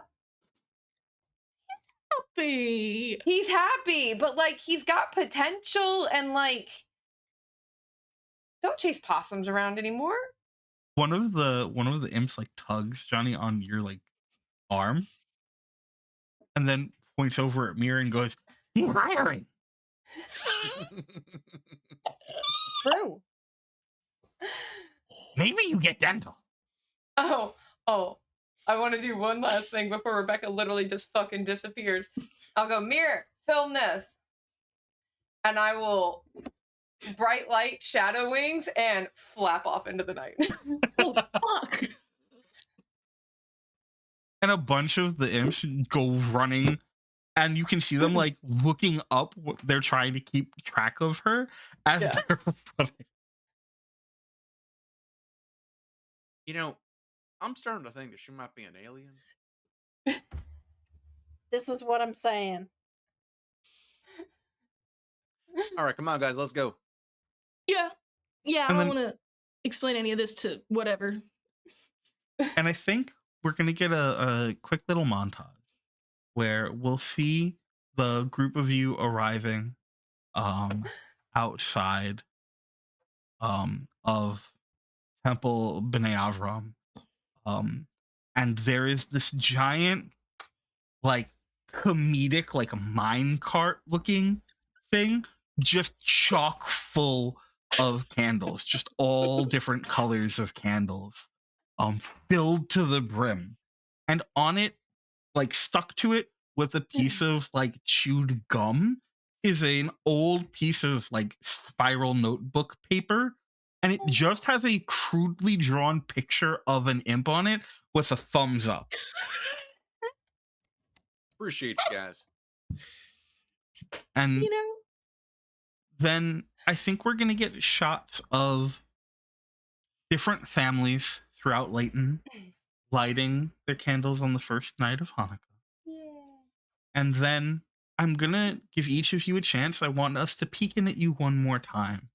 So I'm going to start with the order I have you here. Johnny, what is it that we see? What's the last we see tonight of Johnny?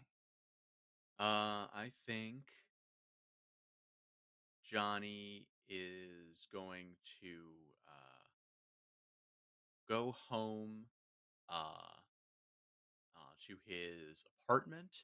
He's going to take off his oversized Jets jacket. Underneath, he has an old Geno Smith jersey on. That's his casual wear. And he is gonna go just kind of sit down, start puttering around the kitchen, getting ready for just the quiet night in. Eats the other gel that he got from the convenience store. Uh, but then there is a knock at the door, and he goes over and gets it, and basically someone has come and has delivered him a bunch of home cooked food from various families who were concerned that he wasn't gonna have anything to eat, so just want make sure he's eating. And so he sort of starts just like setting himself up a little feast on his little dining room table, and will he finds one of the candles that he forgot to deliver in his back pocket, and will just sort of kind of prop that up on the table, and we'll go ahead and light that as well. Love that. Nell, what do we see? I think Nell had snagged some of the candles to drop off at her brother and brother-in-law's, since their candles were missing, and just kind of was like, you gotta see what's going on down at the synagogue. And eventually made her way home to her apartment. She's got her Rugelach and Sukanyot, always name. You got that. Oh, we did! Yay! Getting better. And she kind of like takes a moment to just like eat a few, and then just kind of like looks at the book and just kind of does like a brief little happy dance before she just kind of like flings herself down like in her bed and just starts like pouring through the book. Awesome. And here. So I think you see Mir and her 3 employees, uh, and they are adjusting the conspiracy board with the yarn, and one of them is on Mir's laptop doing research. Um, Very slow typing. and yeah. Um, and I think the other is on the phone, but is holding the phone upside down. Um, and is talking to potential advertisers because this video has gotten some traction, or the videos, I guess, have gotten some traction, and also probably some letters from Harrison's lawyer, let's be honest. Um, but um it's like a very efficient workplace, and she's handing out gelt to them, and it's all very wholesome, and uh and they in deference to their love of darkness, the room is like bathed in this kind of like reddish pink light, which makes everybody look very weird. But it's fine because this is Lost in Layton, and we're all good. And we begin to sort of pull back and we pull out through the window, and you start hearing the music start to play again from the opening. And then there's a hard cut. Um, Rebecca, what Mm. are you up to? Oh, I made one pit stop, and it was to leave paperwork for Robinson's Do It All LLC paperwork like under Johnny's door to be like, just sign it. Here you go. I did the work for you. And like in like a business plan for a loan that just says like, handyman services, errand running services, etc. To be like, look, get paid to do better, to do what you like to do. And then there's just, I think the imps like hop up on top of her and wrap her into shadow, and she's like, "We need to go to a bunker. There's a bunker in like, I don't remember if it's Illinois or Indiana. I always get them mixed up. You gotta take me there. I got a couple friends. Okay, boss. We go there. You good Okay, friend. thank you. You guys are good too. I like you. And then we slowly sort of fade out. And the music comes back up. And our title comes across the screen again. And this has been Haz-nukah Hunters. Yay. Hope everyone's enjoyed. Yeah. My brain is mush, and I don't remember the order we went around in the first time, to go in reverse order. You started Um, with me. It was me, Jilly, Steph, Brendan. Yes, there we go. Okay. Wonderful, great. Okay, so let's do it backwards. Brendan, why don't you start us off? Oh, okay. All right. I guess, all right. That means nope. That's I'm sorry, I made there your we life go. very hard, and I There we go. apologize. Okay. No, sorry. Just finished up like, wait, what was the order again? All right, there we go. Hey, everybody. I am Brendan, doing this in reverse order. Well, I am mostly on live from the apocalypse.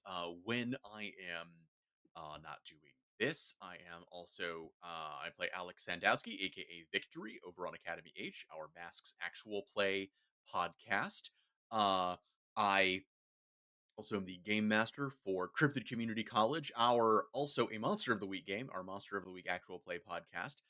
Should have new episodes of those dropping pretty soon once we figure out a replacement for Acast, since that kind of self-destructed. In addition to that, I also am a player in Thy Kingdom Come, our teenage monsters in a dystopian theocracy AU Urban Shadows game, where I play Sepher, Teenage Frankenstein Thembo, V2 Rocket in a trench coat, always really going through it. Where I let the autistic thoughts win all the time. Uh, and also I'm the GM for Rangers Rampant, our Wildcard Wednesday Power Rangers RPG game that just started this past Wednesday. And also I'm going to be, you'll see me next on Haz-Mas on the 29th, where I will be GMing the Events at Mistletoe Manor, a gothic horror holiday game using the OSR system A Ghastly Affair.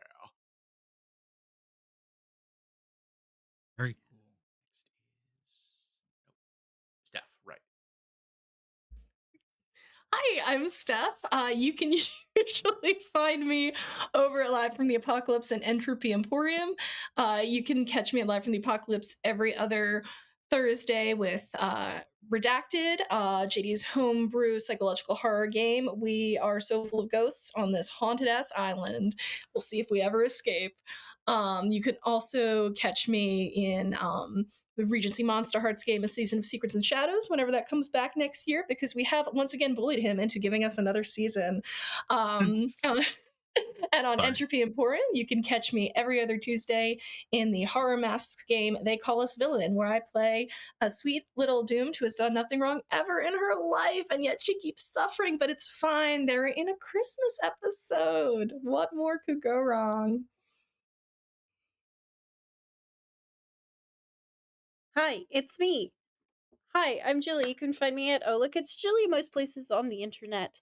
Right now, 3 of my regular games are on hiatus for the holidays, but you will be able to see me back for the last couple of episodes of Fae Inc. on the Adventurers League, where I play a fairy intern at Dracul Health Insurance, which is run, yes, by vampires.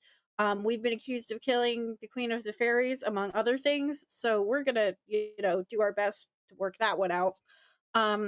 You can also find me for the finale of Metalloteens and the City of Tomorrow on Exquisite Corpse Presents with Will, one of the channel founders. Here we will be doing our finale after the break. I play Flick Tumult, otherwise known as Flux, who is a Nepo baby legacy in masks. And she's doing her best, y'all. You can also find me on Pantsless Tales on Tuesdays after the holidays for Dare to Dream, which is our D&D game where we are part of a reality TV series in Faerun/D&D land. And I play Parsley, the kobold Circle of Stars druid, who is also doing her best. This is a theme that you will find in my characters. But the next thing that I will be doing is next Friday. I will be right here on this very channel running a game of dialect for Haz-Mas. It's called Talking in a Winter Wonderland, and I'm extremely proud of the title. So you should come see us create the North Pole language. It's gonna be wild, y'all. And come appreciate my puns. Maybe we'll have a pun counter of some kind. I don't know. And you can also find me on social media talking about this and other theater things that I am up to. Generally, I have at least a couple of play readings a month that I am a part of, so I will link all of those on my socials. At the moment, I am living on Blue Sky because I'm trying to be better at using it. So come find me and let's be friends.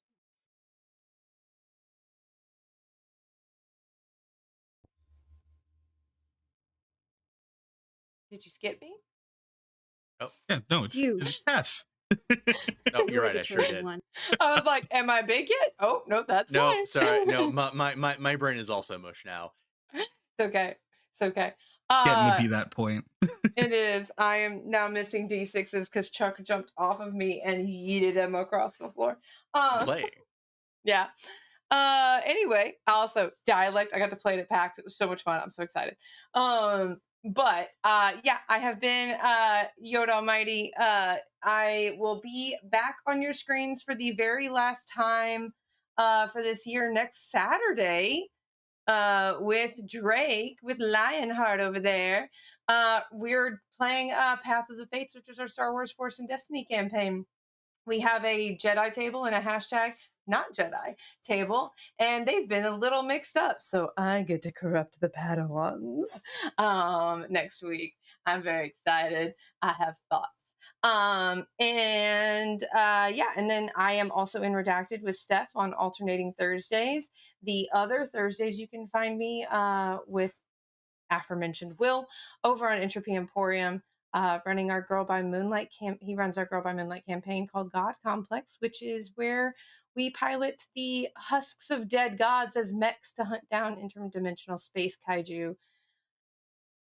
I became an actual cannibal a couple sessions ago, and then our session on Thursday, I